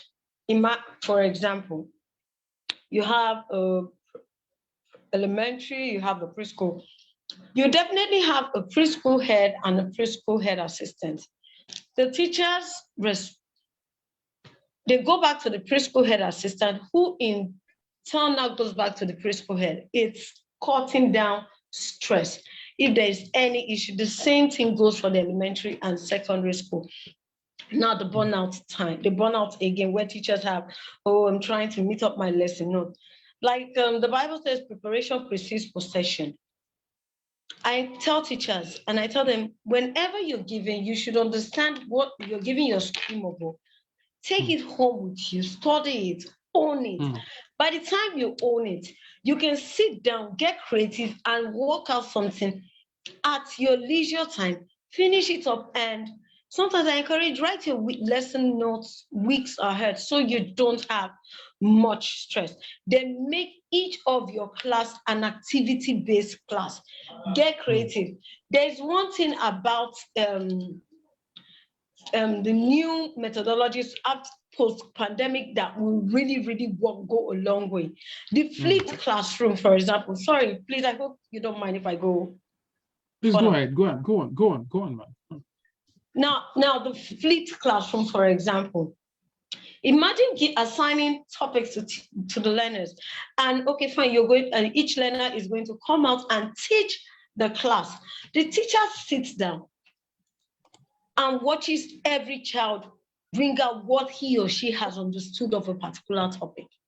The beautiful thing about it is there is something that resonates. No child is left behind. Even a child who has maybe behavioral attitude, who is shy, who wants to participate because he is spot on. We also have the cooperative learning, where children, peer teaching, we also call it TPS, the think, pair, and share, where they learn from one another. Children learn better from themselves. Every child has different learning personalities and strengths. So we try to actually utilize that and make them work better. Then we have the gamification. When I was still teaching, I turned my classroom into a game. And I tell them, okay, fine, this and this is what you're going to do. I place them into 3 different groups and I see them compete. Even a child who has issues, identity issues, wants to participate because he doesn't want to be left out and doesn't want his group to fail. We also have the problem-based learning, where we give children problems to solve. See, the more you make a child feel important and like you're adding value to class, that child will give you the best. We also have design thinking. Now, like Mrs. Mayonnaise said, it has to do with STEM.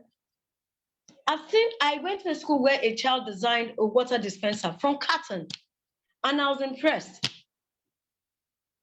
That is why we have our browsers to create and teach us different things that, oh, what can I do to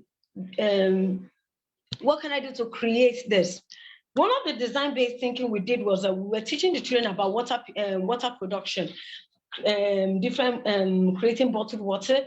We bought different plastics. Okay, fine. How do we boil it, purify it? I know a child said, look, Auntie, I was going to use alum. Alum, my mom says it will bring down the dirt. I said, see, every method you want to use, I told them, okay, fine, go ahead, use dirty water. All these children came up with different ideas. It's problem-based. I've even asked them questions that what are the ways we can solve armed robbery in Nigeria? I will never forget the answers I got that day. It made the class interesting. Then we have, like I said, competency-based. Every teacher has their strength. Delegate duties. That way, everybody has their own me time. Okay. It's not easy to find work and life balance, especially when as a teacher, but somehow you will be able to manage it. Okay, thank you so much. Thank you. In fact, it totally sounds like a keynote. Yeah, yes, of course. Wonderful key point. It sounds like a keynote speech already, but it's fine. Thank you. Thank you. So I'm gonna throw one last question to all the panelists. Let me start with Mrs. Dosumu. What's one last encouragement, or what's one last tip or one last advice you want to leave for our teachers who are listening on Zoom and on our social media page, and those that will listen to the recordings when we send them the emails? What is one last thing you want to leave with them to say, teacher, this is my parting words for you. This is like my encouragement tip to you. So we just want to know, what is one last thing you want to share with them? Okay, thank you very much. I would like to say to all teachers and all educators out there that they should be kind to themselves. Wow. In the midst of trying to meet up with all forms of demand that is required of them, they should remember to be kind to themselves. They should remember to be kind to themselves. Being kind to yourself in every area, in every thought, in every way. Be kind to yourself. That would be my last thought to them, and my takeaway for them, that they should be kind to themselves because they deserve the best. So they should Fantastic. Someone, this is a word coming from someone who has been a teacher. I'm currently managing teachers. Thank you so much for that addition. Kind to themselves. We want to hear a last word from Mr. Akim Benjamin. I know he has another meeting. So, sir, are you still on the call? If you're on the call, what is one last word you want to give to them? Oh, he's no longer on the call. Okay, so we move to Mrs. Ijeoma. What is one last word or one last sentence or one last encouragement tips you want to give to the teachers listening? Okay, my last statement is explore limitless abilities, as in dig down deep inside and find out the beautiful things you can add value to, because everybody has a value that you can add. And also be open to corrections. Most teachers are not open to corrections. Be open to corrections. Fantastic. Be a teachable teacher. Wow, fantastic. That was a very good insight. We also moved to Miss Victory. Miss Victory, what would be one last word you're going to give to the young teachers like you who are in STEM, who are in tech? What is one last word you're going to give to them? One last sentence. Okay. Yeah, thank you very much, Oscar. I think my last word will be, like Mr. Akin said, learn, become more, and earn more.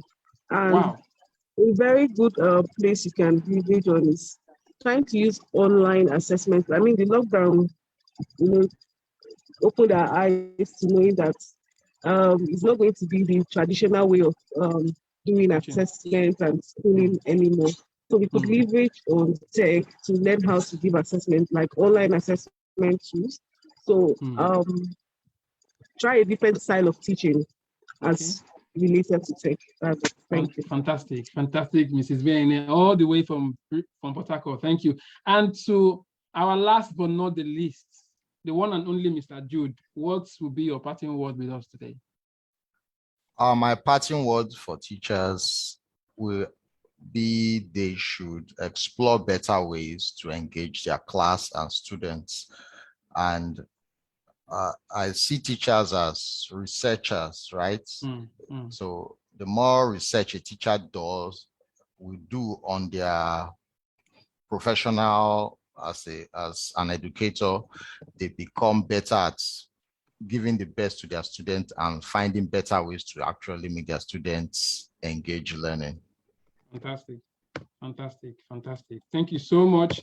On this note, we're going to end this session. Thank you, our wonderful speakers, our wonderful panelists, Mrs. Dosumu, Mrs. Aki Benjamin, Mr. Jude, Mrs. Ijoma, and the one and only Miss Victory, all the way from Port Harcourt. Thank you so much. We are almost, in fact, we pegged 3 o'clock to end this session, but I don't know. We see how people are still here with us, even on social media. Thank you. So we're going to go into a short break.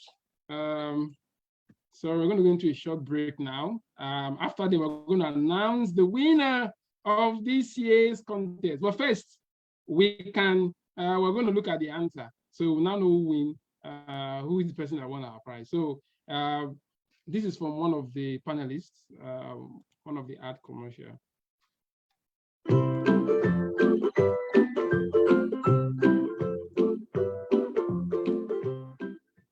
Hello and welcome to Smart Kids Initiative. Come, let's see the kids. We are having fun as you can see. So Smart Kids Initiative is following the UN SDG 4, which is quality education, right here in Gara at Stanford. Smart Kids Initiative, they are giving opportunity for kids who don't have quality education. So Smart Kids comes to place and they have volunteers. As you can see, they are all volunteers. Let's go to the here we are having the young children learn English language.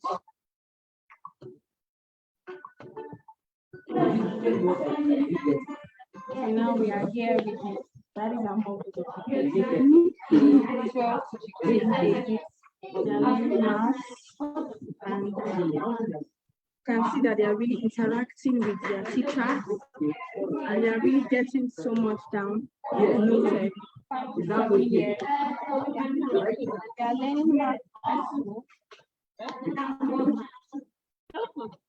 you can see, they are really understanding what they are learning.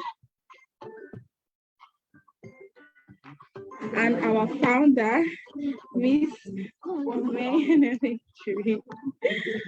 who is videoing me right now, she doesn't want to share.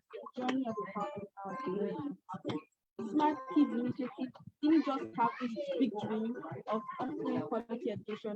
They've started it, and they are looking for people who have this in their heart, but they are looking for how can I start?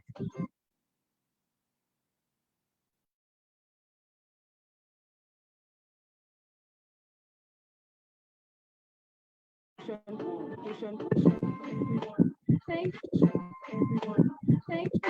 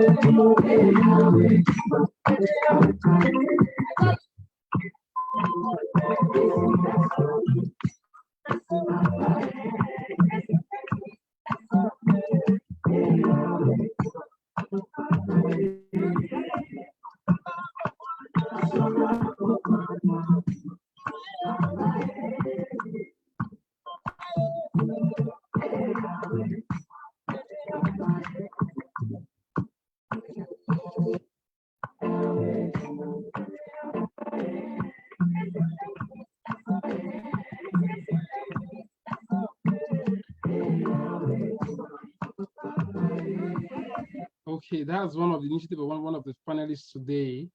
She's into Smart Kids Initiative. What she does is that she's making education accessible to those who don't have the money to pay. She'll be sharing her details on the chat box, so we're going to send in an email we're going to send to you also. Feel free to reach out to her to see of what support you can do to children that have no access to education. These are change makers, so they are not just here speaking to you. They are also applying those principles wherever they are. Again, we started with our first session with Mr. Prisfowe. He talked about parenting the digital natives. These are some of his courses. Family, a pathway to global peace in the midst of global chaos and disruption. There's so much disruption going on in the ecosystem, and so you want to, expose yourself to those learnings. Those learnings, those information, those key things that you think you need to know to arm yourself. One thing Mr. Prisfowe said during the session was that he said the system, the outside system, the solar system, which is the world, is designed to kill or to even affect your children. So it's not a function of prayer only, but you have to pray and walk. And just like what all the panelists and speakers have said, you have to be intentional in your actions. And one of those intentional steps is going for programs like this. They might cost you money, they might cost you time. Some of us have been here since 12 o'clock. Fantastic. But again, some people were not here. I mean, we had over 100-something registrants, but you can see how many people are here on the call now. So it's that information you need at its power. And the speakers that you've all listened to, did not just start speaking today. They are a true demonstration of what it is to get knowledge. And in all you're getting, get understanding, because these will better equip you. So we are using this opportunity to also invite you to, make yourself available for all these conferences and courses. These courses will also make you a certified expert and therapist. You never know. You never know. In the future, you might be a sought-after expert in terms of some of these learnings that you've learned today. So please, we'll share the link. Yeah, I shared it before, but I'm going to reshare it again and using the chat button. You can call those numbers. They are showing on your screen.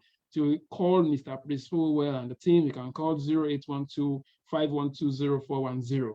And the good thing about these sessions, they are all Zoom. So you see now, they're all Zoom. So those days, people have to travel all over overseas to learn some of these things. And some of your speakers traveled overseas to learn these things, right?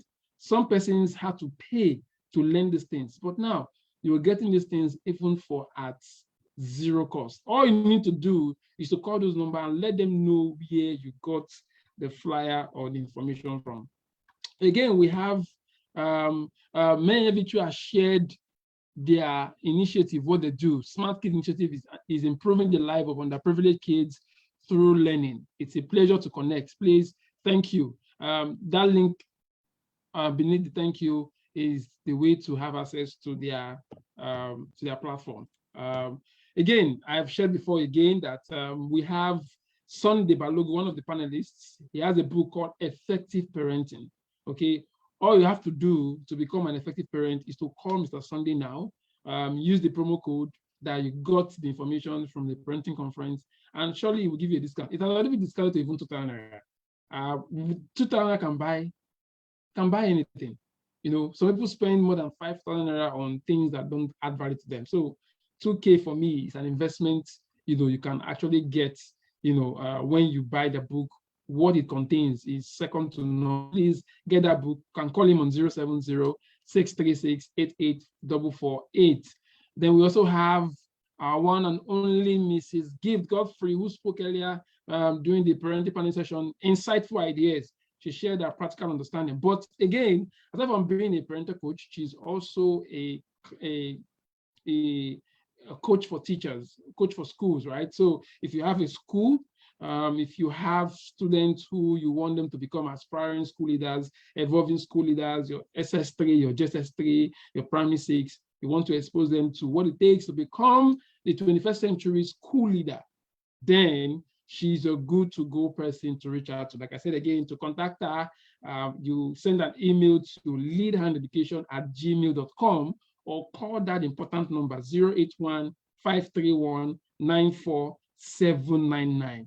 Call her, let her know that you got a number from the Parental and Educator Conference, and I can tell you she will give you a very good discount. We also have Mr. Innocent Ohiri. He's also into school consults, right? School setup, school branding, staff training, coaching, consultancy, PTA mediation, school supervision, school supplies, online school setup, school support advisory, school registration and approval. We offer quintessential, qualitative, and cutting-edge services. If you have listened to Mr. Innocent, then you should know that you're getting quality. Again, you want to call him on 080-252-53287 or 081-8879-0307 or 080-6917-9967. And then we also have Mrs. Ijomo Oguntade. She is the founder and lead consultant for Input Educational Consults. She offers services involving curriculum development, school consultancy, and teachers in-house training. You cannot underestimate teachers training. I am a very big advocate of this. One of the things we do in our own platform is to train teachers constantly, because the day you stop training, the day you stop reading, you start dying. So if you want something quality, something top-notch, Mrs. Ijomo Oguntade is good to go. You can see that she was sharing with us tips on how to be resourceful. Some of those tips is not something you can see anywhere. And to get more, of how you can become that resourceful teacher, how you can become that 21st century teacher, or how you can become that top-notch school administrator, or become that school of parent choice, then you have to contact her, send an email to her, inputsconsult@gmail.com, or you can call her on 081-8588-12058, or you can WhatsApp her on 0816-5826-862. We also have Mr. Jude. Mr. Jude, like he was very pragmatic with his approach to the questions we asked him. He has a book called The Gender Psych. The Gender Psych. Looking at what is going on now in the country, it is very imperative that you get this book, very imperative. And the good about this book is that it is even on Amazon and Kobo. This is a global book. For the book to be on Amazon, that means it's globally read. So he will be sharing with you on the chat button the link to actually order that book. We're also going to share it shortly before the end of this program, the link where you can get this book. You can also call him, or you can actually use the link to order your copy and to be sent to you. Again, I won't talk much on our programs. It's a fantastic one having you all. We have a program called the Smart Parental and Educators Conference, Educators Network, where parents and educators come together, they share ideas. We'll discuss more of this in the group. Today is basically for you, the panelists, the speakers, and all that are learning across several countries. Let me also say this, that we had so much registrants, about 141 from different states. That's the beauty thing. But based on location, network issues, challenges, internet, data, and that's why we're thinking that next year might be physical and online, where we have physical people, and then we have people that will be streaming online also. We are hoping, this is our second edition. Third edition promised to be a bomb. Again, you can go in the comment section to thank your panelists, your speakers, but we will not end without celebrating our 4th anniversary. Today makes it 4 years we've been in existence, and we're counting 4 times 4 times 4 times 4 times 4 to go. The question we asked earlier, the answer is Port Harcourt too. Nobody got the answer. Why? What happened? Everybody was saying Abuja, Abuja, Abuja. What happened? What happened? What happened? Why is Abuja, Abuja, Abuja, Abuja? What happened? Yeah, Mr. Jude has posted the answer to, the link to getting the Gender Psych book. The Gender Psych is a faith-based red pill documentation that delves into the heart of scriptures as a fundamental requirement for unraveling the differences between male and female gender at the soul and spirit level of creation, with a keen focus on the book, of proverb as it concerns the development of the male dominant psyche. From boyhood to manhood, from boyhood to manhood, sorry, and the female support psyche, from girl to womanhood, parent and individual will find the gender psyche a foundational guide on which parenting and personal grooming for a purposeful life are built upon. This book intercepts the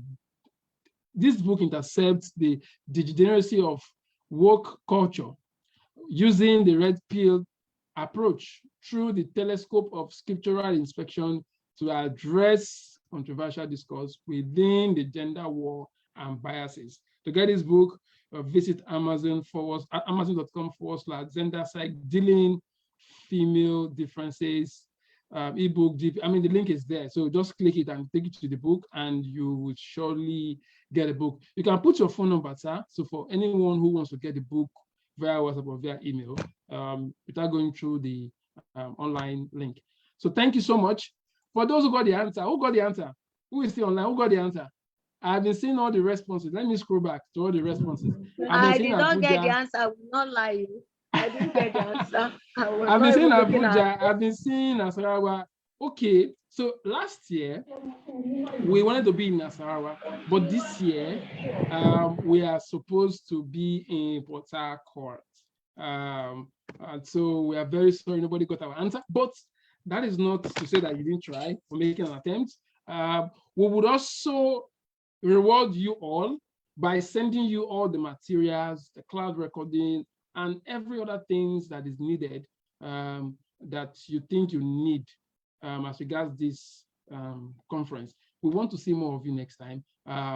We want to thank you all for your time. 3 hours plus, people are still online, listening, live streaming on social media. We want to use the opportunity to thank all our partners. Last year, last 2 years, last 3 years partners, till dates, from Orange Corner to alibaba.com, to Deep Africa, to Union Bank, to Lagos Innovate, to Paranational University, to Oxfam, to Lofton Inc., to GIZ, to LSCF, to EcoDigital, to ARM, and to all the schools, Starfield, Montessori schools, Job Initiative Lagos, Wisdom Impact schools, Top Grade schools, and Kids for Christ schools. These are schools that are working with us on our project. So we want to thank all of you all for your time. And we want to thank the panelists, the speakers. Oh my God, I don't know. I'm literally in tears right now because no panelists missed their session. No speaker missed it. Everything was just on point. And that couldn't have been better without you all. I want to say thank you to even the listeners, the registrants who also registered for this program. It is an esteemed pleasure and it's an honor on behalf of EduPoint and the entire workforce team to tell you thank you for making 2022 count on the EduPoint Parenting and Educators Conference. See you next time next year in good shape, in good health. We love you all. Bye-bye.